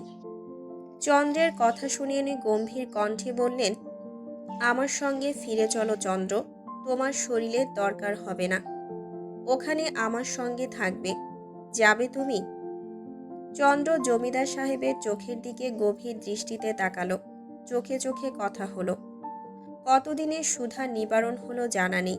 চন্দ্র দিশেহারা হয়ে উঠল। জমিদার মশাইয়ের ডাকে সাড়া না দিয়ে যাবে কোথায় চন্দ্র? আনমনে হাতটা বাড়িয়ে দিল সামনের দিকে। তারপর দুজনে চলল দিগন্তের পথে। কোহিনূর দ্রুত গিয়ে চন্দ্রের লাশে আগুন জ্বালিয়ে দিল। শরীর না থাকলে চন্দ্র কিসের মায়ায় ফিরবে? কখনোই পারবে না ফিরতে। পৃথিবী থেকে চন্দ্রের নাম নিশানা চিরতরে মুছে যাবে আজকের পর থেকে। সুলতান ভিলাতে বৃদ্ধ দাদু হাউমাউ করে কেঁদে চলেছে। কতকাল যাবৎ নিজের শরীরটা নিজের বশে ছিল না। আজ নিজেকে কেমন হালকা অনুভব হচ্ছে, সেই থেকে কাঁদছে। চন্দ্রের সঙ্গে সঙ্গে জমিদার মশাইয়ের আত্মাও ফিরে গেছে নিজেদের স্থানে। সুলতান পরিবারের উপরে আর কোনো অভিশাপ নেই, কিন্তু অর্ধমানবদের কিভাবে বিনাশ করবে বুঝতে পারছে না। সাইদের আম্মি ওকে বলে দিয়েছে সেই উপায় কোহিনূর যেন নিজেই করে নেয়, কারণ অর্ধমানবদের হত্যা করতে হলে ওদের বংশ ধ্বংস হবে। সেই সঙ্গে পাথর আর ওর বাবাও। কোহিনূর কিছুতেই নিজের জ্ঞানে পাথরের ক্ষতি করতে পারবে না। পাথরকেও চায় নিজের জন্য। লোকটাকেও ভীষণ ভালোবাসে। তাছাড়া স্ত্রী হয়ে কিভাবে স্বামীর প্রাণ নেবে? মাথা ঘুরে উঠল কোহিনূরের।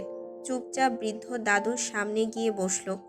ভদ্রলোক কান্না থামিয়ে বলল, কৃতজ্ঞ আমি তোমার উপরে। এতদিন নিজের বশে ছিলাম না। কত শত অপরাধ করেছি তার কোনো হিসেব নেই। আমি নিজের সম্পত্তির অংশ মানুষের কল্যাণে দান করে তাবলিগে যেতে চাই। বাকিটা জীবন আমি আল্লাহর রাস্তায় পার করতে চাই। আমাকে সেই সুযোগটুকু করে দাও তুমি। আল্লাহ তোমার মঙ্গল করবেন। দেশে ফিরে যেতে চাই। কোহিনূর বিরক্ত হচ্ছে। পাথর এখানে নেই। সে গেছে কি এক কাজে সেটা বলে যায়নি। শেষ মুহূর্তে এসে এতটা দূরত্ব সহ্য হচ্ছে না। লোকটা বোঝে না কেন? কথাটা ভেবেও বৃদ্ধ দাদুর দিকে চেয়ে গম্ভীর কণ্ঠে বলল, আপনার শরীর দুর্বল। এই অবস্থায় তাবলিগে যেতে পারবেন না। দেশে ফিরে গিয়ে এলাকায় মসজিদ মাদ্রাসা করতে পারেন। আমি চাচ্চুকে বলবো। এটাই আপাতত আপনার জন্য ভালো হবে। এতকাল আপনি না চাইতেও শয়তানের উপাসনা করেছেন। আপনার উচিত ভালো কোনো ইমামের সঙ্গে যোগাযোগ করা। উনি যে বিধান দেবেন সেভাবেই চলুন। আমি আসছি। কথাটা বলে কোহিনূর আর অপেক্ষা করল না, বেরিয়ে আসলো। দ্রুত গিয়ে মীরার কক্ষে হুড়মুড় করে ঢুকে পড়ল। মীরা কফি প্রেমী। চোখ বন্ধ করে কফির স্বাদ গ্রহণে সে ব্যস্ত ছিল। হঠাৎ কোহিনূরকে দেখেই থমকে গেল। কোহিনূর এই বাড়িতে ওর বিশ্বাসই হচ্ছে না। দ্রুত দাঁড়িয়ে পড়ল। কোহিনূর সোজা গিয়ে মীরাকে জড়িয়ে ধরে বলল, ছোট আম্মু, কেমন ছিলে? আমি কিন্তু তোমাকে রোজ দেখেছি। যাই হোক, একটা সাহায্য করতে পারবে? মীরা ওর পিঠে হাত রেখে কিছুটা রাগ দেখিয়ে বলল, তুমি ভীষণ দুষ্টু হয়ে গেছো নূর।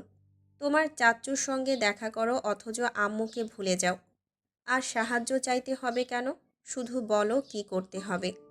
তুমি বললে আমি এই বাড়ির সবাইকে খাবারের সঙ্গে ঘুমের ওষুধ মিক্স করে ঘুম পাড়িয়ে দেব। মীরার কথা শেষ হলো না, ওয়াশরুমের দরজা খুলে গেল। জামশেদ চুল ঝাড়তে ঝাড়তে বলল, তোমার ছোট আম্মু এটা খুব ভালো পারে নূর। তোমার বাবার মতো এটারও মাথার তার কাটা, ভুলভাল কাজে ওস্তাদ। জামশেদের কথা শুনে মীরা ঠোঁট ফুলিয়ে কোমরে হাত রাখল। কোহিনূর বুঝল এখানে ঝগড়া চলবে, তাই আগেই বলে উঠল, চাচ্চু এখন ঝগড়ার মুডে নেই। তুমি তো জানতে সিসি ক্যামেরা কেন বন্ধ আছে। বলে ফেলো সবটা, আর সেদিনের সেই খুনির পরিচয় বলো। লুকোচুরি খেলার সামনে আসা জরুরি। আর ছোট আম্মু, তুমি আমার আম্মুকে নিয়ে অনবরত কোরআন তেলাওয়াত করতে পারবে? আমি ইমাম সাহেবের সঙ্গে কথা বলেছি, ওই শয়তানটাকে সামনে আনতে এটা জরুরি। একমাত্র এটাই এখন হাতিয়ার। অর্ধমানবের বিষয়টা পরে ভাবব। কোহিনূরের কথা শুনে জামশেদ হাসল, বলল, আমি কিছুই বলবো না নূর। আমি চাইও সকলের সামনে নিজের পরিচয় দিক। শুধু মীরার তোমার আম্মু না, আমরাও তোমাকে সাহায্য করব। এই বাড়ি থেকে খারাপ শক্তি তাড়িয়ে শুভ শক্তির আগমন ঘটিয়ে তবেই আমাদের দম। কতটা দিন কষ্ট পেয়েছি একা একা তোমাকে বলে বোঝাতে পারবো না। ছোট থেকে মাটির নিচে বড় হয়েছি, নিজের ইচ্ছের বিরুদ্ধে খারাপ কাজ করেছি। আজ সব প্রমাণ করব। তোমার মায়ের সঙ্গে বা আমার বাবা মাকে আমি হত্যা করিনি। যা করেছে ওই শয়তান নিজের জন্য করেছে। সবাইকে হাতের পুতুল বানিয়ে ইচ্ছে মতো খেলেছে। আজ ওর পাপের ঘরা পূর্ণ হবে। জামশেদ চটে আছে বোঝা যাচ্ছে। কোহিনূর দ্রুত গিয়ে জামশেদকে জড়িয়ে ধরে বলল, চাচ্চু, রাগ নিয়ন্ত্রণ করো। মাথা ঠান্ডা রাখতে হবে।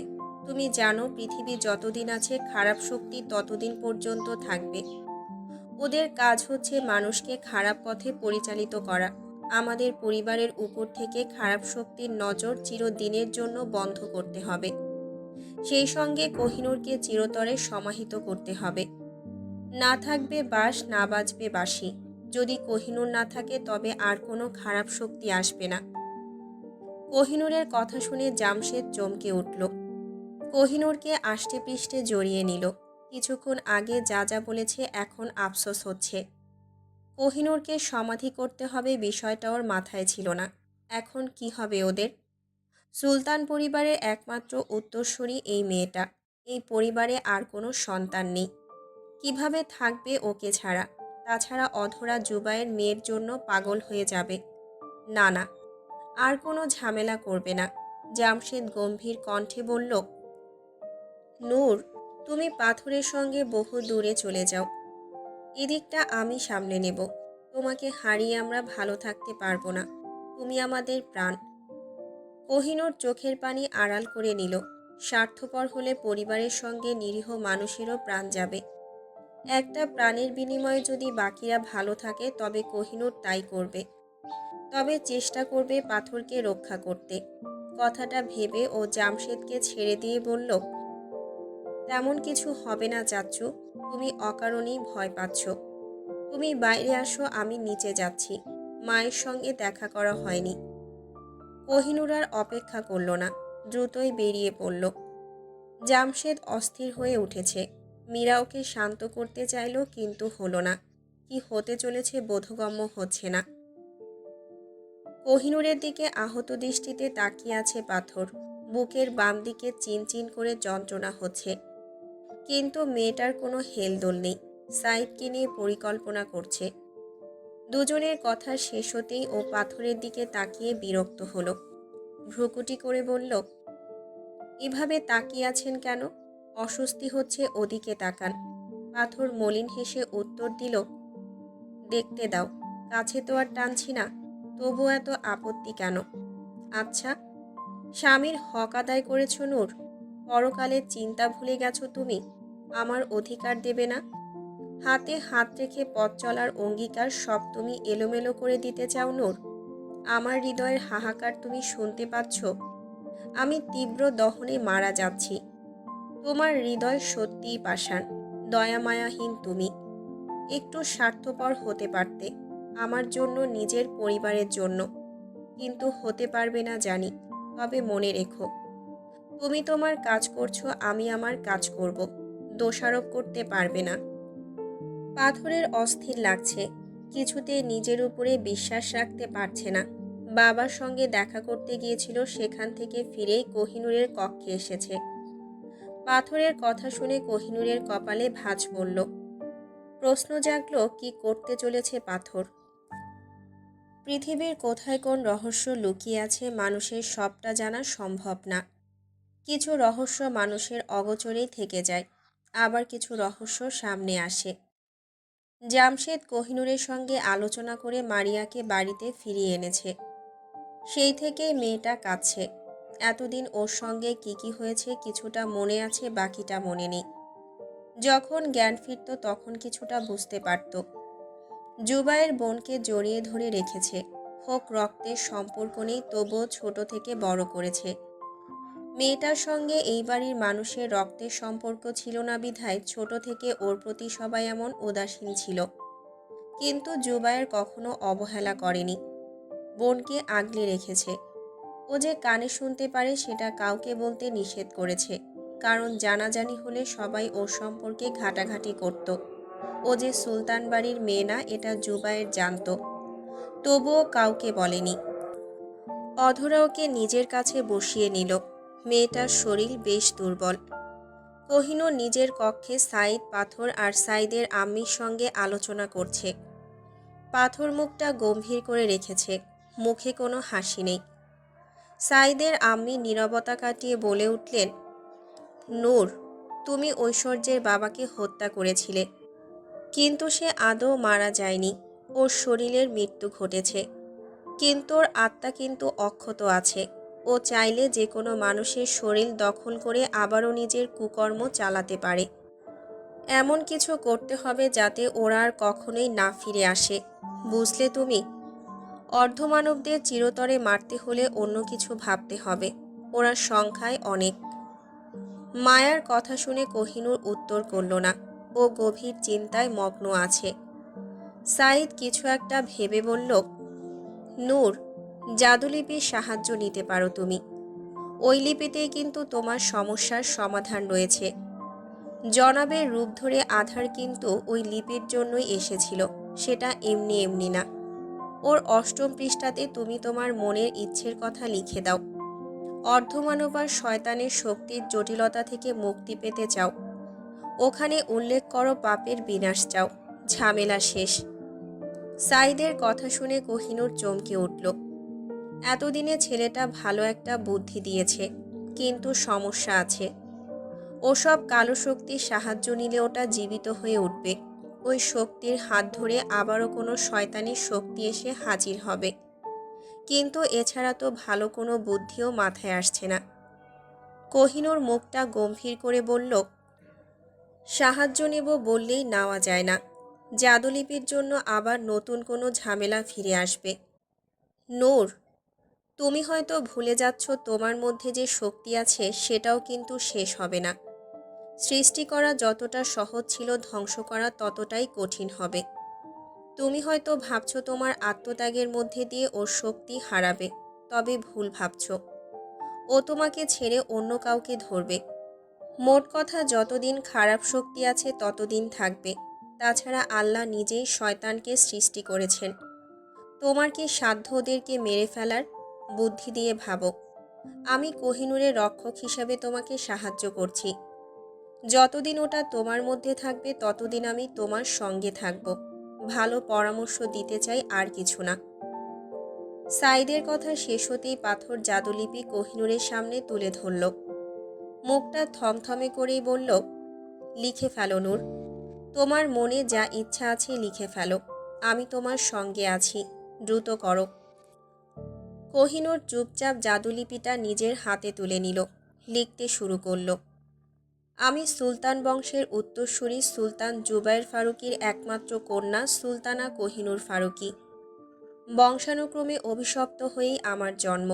আমি এবং আমার পরিবারের প্রতিটা সদস্য শয়তানের দ্বারা কষ্ট পেয়েছি, ধোঁকার শিকার হয়েছি।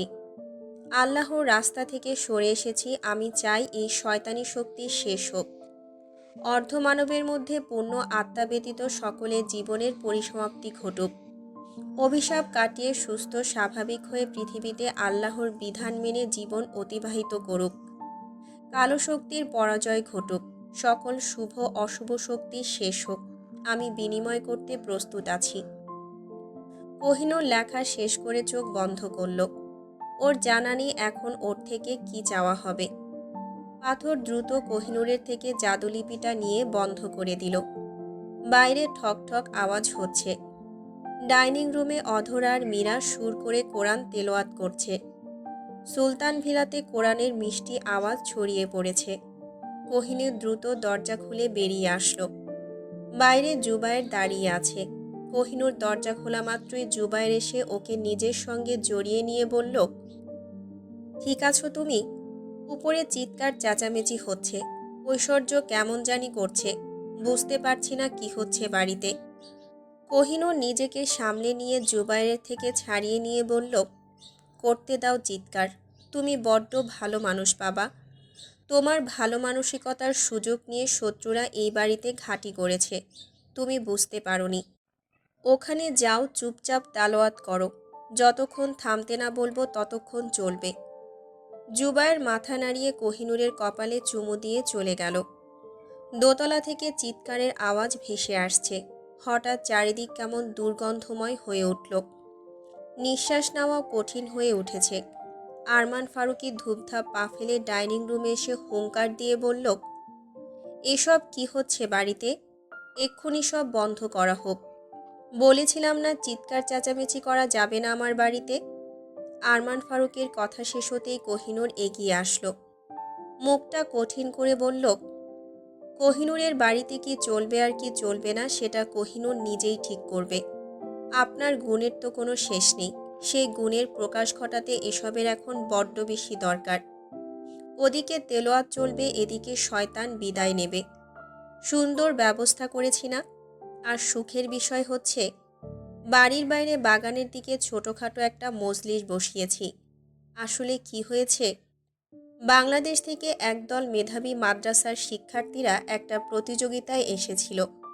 আমি ওদেরকে এখানে নিয়ে এসেছি। ভালো করেছি না? ওরা আজ সারা রাত তেলাওয়াত করবে। আমি মুগ্ধ হয়ে শুনব। আসুন, আপনিও যোগদান করবেন। কোহিনূরের কথা শেষ হলো না। আরমান ফারুকী গর্জন করে উঠলেন। হুঙ্কার ছেড়ে সামনে এগিয়ে আসতে গিয়ে কানে হাত লাগিয়ে ফ্লোরে বসে পড়লেন। সিঁড়িতে একজন দাঁড়িয়ে আছে। সেদিকে নজর রেখে কোহিনূর বাঁকা হাসল। চোখের পাপড়ি নাড়িয়ে মজার ছড়ে বলল, আরে আদিবাসী যে, সরি, আদি চৌধুরী। যাই হোক, আপনাকেই তো এতক্ষণ খোঁজ করছিলাম। ফিরে আসুন আপনার নিজের রূপে। এখানে পর্দাফাঁস পর্ব চলছে। এত বছরের অগণিত প্রশ্নের উত্তর দেবেন না? আদি রাগান্বিত হয়ে ছুটে আসতে গিয়ে থমকে গেল। হাত পা কাঁপতে শুরু করেছে। সেই সঙ্গে ওর চেহারারও বদল ঘটছে। সাদা চকচকে ত্বক কুঁচকে গিয়ে দগদগে ঘা হয়ে গেল। ফ্লোরে রক্ত মাংস ছড়িয়ে পড়ছে। বাড়িতে কাজের মেয়েগুলো ভয়ে জড়সড় হয়ে কিচেনের দরজা আটকে দাঁড়িয়ে আছে। কোহিনূর এগিয়ে আসলো। তাচ্ছিল্যপূর্ণ হেসে বলল, এবার শুরু করি আপনার ইতিহাস, নাকি আপনি বলবেন? কোহিনূরের কথা শুনে আদির অন্তরালে থাকা শয়তানটা গর্জন করে উঠল, ছাড়ব না আমি। সবাইকে নিয়েই তবেই আমার সমাপ্তি ঘটবে। কি ভেবেছ আমি ছেড়ে দেব তোমাকে? সকলে আমার দাস হয়ে থাকবে, তাই নাকি? কিন্তু আমি যে জাদুলিপিতে তোর ভাগ্য লিপিবদ্ধ করে ফেলেছি। নিয়তি তোর সঙ্গে আজ আর সঙ্গ দেবে না। মৃত্যু অনিবার্য।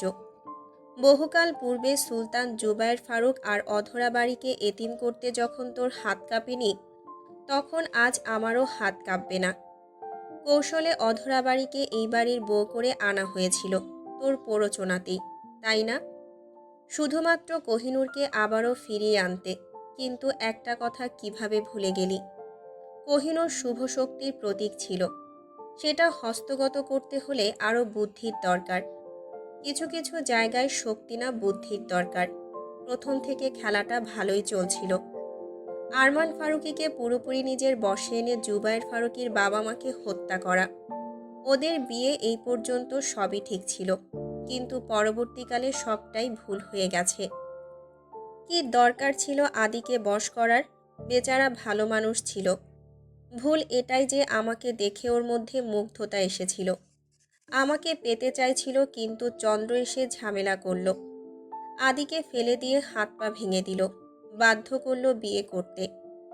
ঐশ্বর্যের বিয়ের পর তুই একে নিজের দখলে নিয়ে এই বাড়িতে আসলি। দূর থেকেই তো ভালো ছিলি।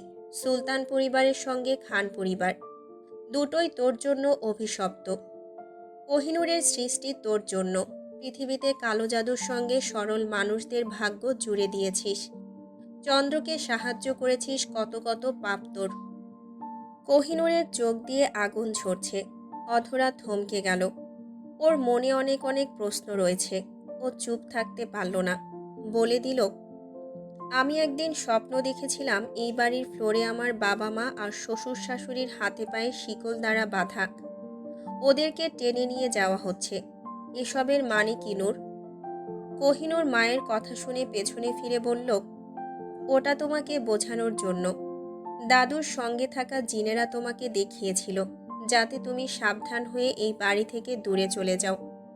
দাদিজান তোমাকে বলেছিল নিজের স্বামীকেও যেন বিশ্বাস না করো, কারণ তুমি তখনও জানতে না এই বাড়িতে বাবার মতো দেখতে আরও একজন আছে। দাদিজান ভেবেছিলেন তুমি জুবায়ের ফারুকী ভেবে জামশেদ ফারুকীর দ্বারা প্রভাবিত হয়ে ভুল কিছু করে বসতে পারো। চাচ্চু তখন ওদের বশে ছিল। উনি ক্লিয়ার কিছুই বলে যেতে পারেননি। ওনার ভয় ছিল তখন ওনার কিছু হয়ে যেতে পারত। তাছাড়া নিজের ছেলেদের জন্য উনি চুপচাপ সব সহ্য করেছিলেন। ওনাকে হুমকি দিয়ে চুপ রাখা হয়েছিল। সুলতান বংশের এত এত টাকা প্রতিপত্তির মালিক ওনার স্বামী ছিলেন। আরমান ফারুকী অভিশপ্ত ছিলেন বিধায় অনেকটাই ওনাকে বঞ্চিত করা হয়েছিল। পরবর্তীকালে উনি নিজের স্বার্থে ভাইকে হত্যা করেন। কালো জাদুর সঙ্গে পুরোপুরি জড়িয়ে পড়েন। উনি নিজের ইচ্ছেতেই এসব করেছেন। কোহিনূর থামতেই জুবায়ের এগিয়ে আসলো। ভ্রু কুঁচকে বলল, আর জুহিকে হত্যা? জুবায়েরের কথা শুনে অধরা থমকালো। এত বছরে প্রেমিকার মৃত্যু রহস্য জানতে লোকটা এখনো আগ্রহী। জুবায়ের ওর দিকে তাকিয়ে চোখ বন্ধ করে নিল। বউ ভুল বুঝতে পারে ভেবে ঢোক গিলল। কোহিনূর বুঝতে পেরে বলল, ওটা আরমান ফারুকীর কাজ ছিল বাবা। তুমি যাতে পিছুটান ভুলে অধরা বাড়িকে সঙ্গ দাও, তাই ওনাকে আর ওনার প্রেমিককে হত্যা করা হলো। শয়তান সঙ্গে থাকলে এসব প্রমন্ত্রণা দিতে সময় লাগে না। কোহিনূর থামল সিঁড়ির দিকে তাকিয়ে। উপর থেকে ঐশ্বর্য আর আধার আর তাদের দাদু নেমে আসছে। কোহিনূর মিষ্টি হেসে ওয়েলকাম জানিয়ে বলল, সুলতান ভিলাতে ভিলেনদের পদচারণা পড়েছে। মালকিন হিসেবে আমি সাদরে আপনাদেরকে স্বাগতম জানাচ্ছি। কি বলেন? আধার বিস্ময়কর দৃষ্টিতে কোহিনূরকে দেখছে। মৃত্যু নিয়ে ওর কোনো আক্ষেপ নেই। জন্ম হলে মৃত্যু হবে চিরন্তন সত্য। কিন্তু কোহিনূরের এমন সিদ্ধান্ত মানতে পারছে না। কিছুদিন আগেও কোহিনূর কি সুন্দর করে ওর সঙ্গে প্রেম নিবেদন করেছে। হৃদয়ের কতটা কাছে ছিল, আর আজ ওদের বিনাশে নেমেছে। কিন্তু কেন? আধার কিছু একটা সন্দেহ করেছে, কিন্তু আপাতত সেটা মানতে রাজি না। কোহিনূর আবারও মুখ খুলল। বিনয়ের সঙ্গে বলল, আধার, আপনাকে আমি পাগল প্রেমিক নাম দিয়েছি। আপনার এইটুকু জ্ঞান হলো না? কোহিনূর কোনো অনৈতিক সম্পর্কে কখনোই জড়াবে না। ঐশ্বর্য নিজের চেহারা বদলে আমার রূপ নিয়ে আপনার সঙ্গে ডেট করেছে, যেটা আমার জন্য ভীষণ লজ্জার। আমি কষ্ট পেয়েছি, যদিও আপনিও কম না। পাথরের রূপ নিয়ে এসেছিলেন জাদুলিপি নিতে, কিন্তু ওই যে আপনার চক্ষুদয় আমাকে জানিয়ে দিল আপনি পাথর না, বরং অন্য কেউ। কোহিনূর বলতে বলতে হঠাৎ ডান দিক থেকে ছুটে আসা খঞ্জরটা ধরে ফেলল। পেছনে ফিরে দেখল আদি দাঁড়িয়ে আছে। কোহিনূর হাসল। খঞ্জরটা যেভাবে এসেছিল সেভাবেই ফিরিয়ে দিল। গিয়ে বিঁধল আদির বুক বরাবর। ওর শরীর থেকে মাংস খসে খসে পড়ে একটা স্তূপ তৈরি হলো। কোহিনূর ইশারা করল জামশেদকে। জামশেদ দ্রুত গিয়ে আগুন জ্বালিয়ে দিল। সেটা দেখে ঐশ্বর্য থরথর করে কাঁপছে। আধার সোজাসুজি কোহিনূরের সামনে এসে থামল। ওকে আসতে দেখে পাথর এসে কোহিনূরের হাত ধরল। আধার ওদের হাতের দিকে তাকিয়ে বলল, মরতে আমি ভয় পাচ্ছি না নূর। তুমি আমাকে এই অভিশপ্ত জীবন থেকে মুক্তি দাও। আমার হৃদয়ের হাহাকার শোনার মতো কেউ নেই, বাবা মা থেকেও নেই। শরীর নামের এই যন্ত্রটাকে আমি আর সহ্য করতে পারছি না, ঘৃণা হচ্ছে। আমি মন থেকেই তোমাকে চেয়েছি, বিশ্বাস করো। পাথরের ভাগ্য দেখে আমার হিংসা হয়, আফসোস লাগে। আমি হাঁপিয়ে উঠেছি। আধার আরও খানিকটা এগিয়ে আসলো। দাদু ওকে পেছন থেকে আটকে দিয়ে হুঙ্কার ছেড়ে বলল, দ্রুত জাদুলিপি ফিরিয়ে দাও বলছি। আমাদের অভিশাপ কাটানোর কোনো দরকার নেই। আমার পূর্বপুরুষেরা ঠিকই বলেছিল, কোনো এক নারীর হাতেই আমাদের পতন ঘটবে। পাথর, তুমি খান পরিবারের ছেলে হয়ে আমাদের বিনাশ করতে স্ত্রীর পক্ষ নিচ্ছ? ছি, তুমি কি পুরুষ মানুষ?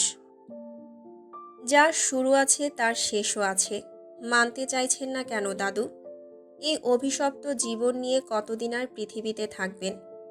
কত শত মানুষের জীবন আপনারা নিজেদের অস্তিত্ব টিকিয়ে রাখতে নরকতুল্য করেছেন, সেই হিসেব আছে? দাদু পাথরের কোনো কথাই শুনল না। ক্ষিপ্ত হয়ে ছুটে আসলো পাথরের দিকে, নখ দ্বারা ওকে আঘাত করে বসল। হঠাৎ আক্রমণের জন্য পাথর পিছিয়ে গেল। কোহিনূর চমকে গিয়ে হাতের খঞ্জরটা বিধিয়ে দিল লোকটার পিঠে। আগুন জ্বলে উঠল। লোকটা নিজের রূপ পরিবর্তন করে অর্ধমানব হয়ে উঠল। চারিদিক থেকে কালো ধোঁয়া এসে গ্রাস করে নিল সবাইকে। সেই সঙ্গে বাইরে থেকে কোরআন তেলাওয়াতের আওয়াজে মুখরিত হয়ে উঠল। মিনিট 10 পর সবটা আবার স্বাভাবিক হয়ে উঠল। অর্ধমানবেরা কেউ আর এখানে নেই। পাথরকেও দেখা গেল না। কোহিনূর দূরে অজ্ঞান হয়ে পড়ে আছে। অধরা ছুটে এসে মেয়েকে নিজের সঙ্গে জড়িয়ে নিল। কেঁদে উঠে বলল, নূর, চোখ খুলে দেখো মা, ভয় পাচ্ছি খুব আমি। জুবায়ের দৌড়ে আসলো। কোহিনূর পিট করে চোখ খুলল, তবে নিঃশ্বাস নিতে কষ্ট হচ্ছে। ধীরস্থিরভাবে বলল, আমার মৃত্যু ছাড়া কোহিনূরের মুক্তি মিলবে না মা। শেষ বিদায় অনেক যন্ত্রণার হবে, তবে সেটা সকলের জন্যই মঙ্গল বয়ে আনবে।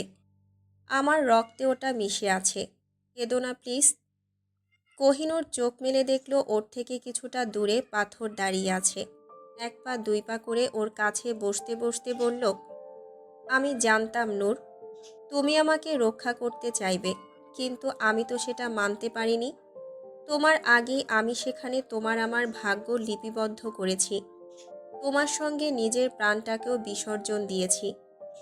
তুমি যেমন সকলের মঙ্গল চেয়েছ, আমিও চাই পৃথিবী সুন্দর হয়ে উঠুক। এসো আমার সঙ্গে। পাথর হাত বাড়িয়ে দিল। ঠিক সেই সময় জাদুলিপিটা কোহিনূরের সামনে এসে হাজির হলো। সেখানে বড় বড় অক্ষরে লেখা আছে, অপেক্ষার শেষ প্রহরে ফিরে এসো দুজনে। কোহিনূর কিছুই বুঝতে পারল না। পাথর বাঁকা হাসল। বাড়িতে কান্নার রোল পড়ে গেল। পুলিশ এসেছে আরমান ফারুকীকে নিতে। কোহিনূরের অন্তিমকাল উপস্থিত হলো।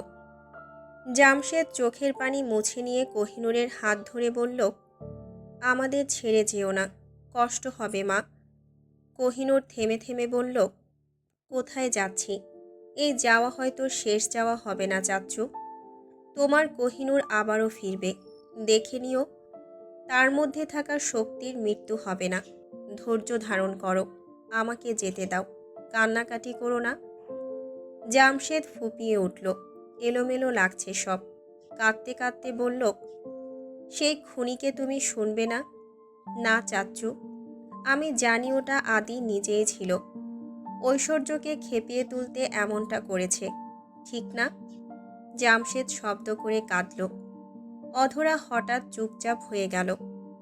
জুবায়ের ওকে নিজের সঙ্গে আটকে রেখেছে। কোহিনূর সেদিকে তাকিয়ে বলল, তোমরা ভালো থাকবে। আমাকে মনে রেখে কষ্ট পেও না প্লিজ। পৃথিবীতে যখনই কালো শক্তি আসবে, কোহিনূরও তখনই আসবে। কোহিনূর কথা বলতে বলতে চোখ বন্ধ করল। সকলে কেঁদে উঠল, একমাত্র অধরা ছাড়া। ও শক্ত হয়ে বসে আছে। সবাইকে কাঁদতে দেখে গম্ভীর কণ্ঠে বলল, কাঁদবে না কেউ। আমার মেয়েটার পার্থিব দায়িত্ব শেষ হয়েছে। আবার ও ফিরে আসবে। কেউ কেঁদে কেটে ওর আত্মাকে কষ্ট দিও না। দাফনের ব্যবস্থা করো। জুবাইয়ের মেয়ে শোকে পাথর হয়ে গেল। জামশেদ সব ব্যবস্থা করল। কেটে গেছে দীর্ঘ 5 বছর। এই 5 বছরের সময়ের সঙ্গে সঙ্গে অনেক কিছুই বদলে গেছে। সুলতান পরিবারের উপরে আর কোনো অশুভ শক্তির ছায়া নেই।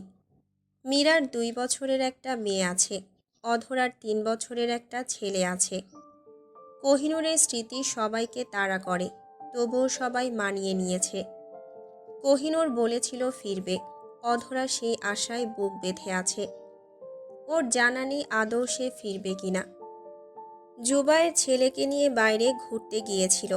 হঠাৎ বৃষ্টির জন্য ফিরে এসেছে।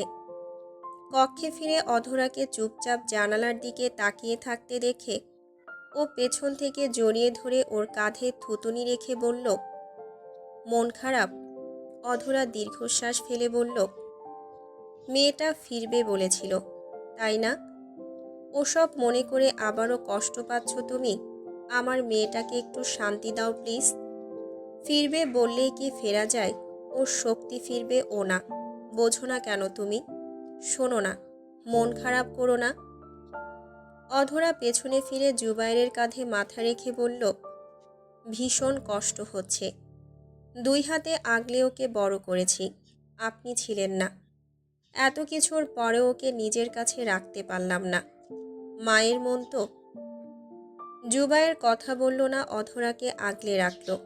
কষ্ট যে ওর সহ্য হচ্ছে এমনটা না। মন থেকে কিছুতেই মেয়েটাকে ভুলতে পারেনি। নির্জন বটবৃক্ষের ছায়াতলে এক যুবক অদ্ভুত টাইপের নগ্নমূর্তির কপালে নিজের আঙুলের রক্ত দিয়ে তিলক পরিয়ে দিয়ে উচ্চারণ করল, সাহায্য করো হে প্রভু। আমি আপনার সাহায্য প্রার্থনা করছি।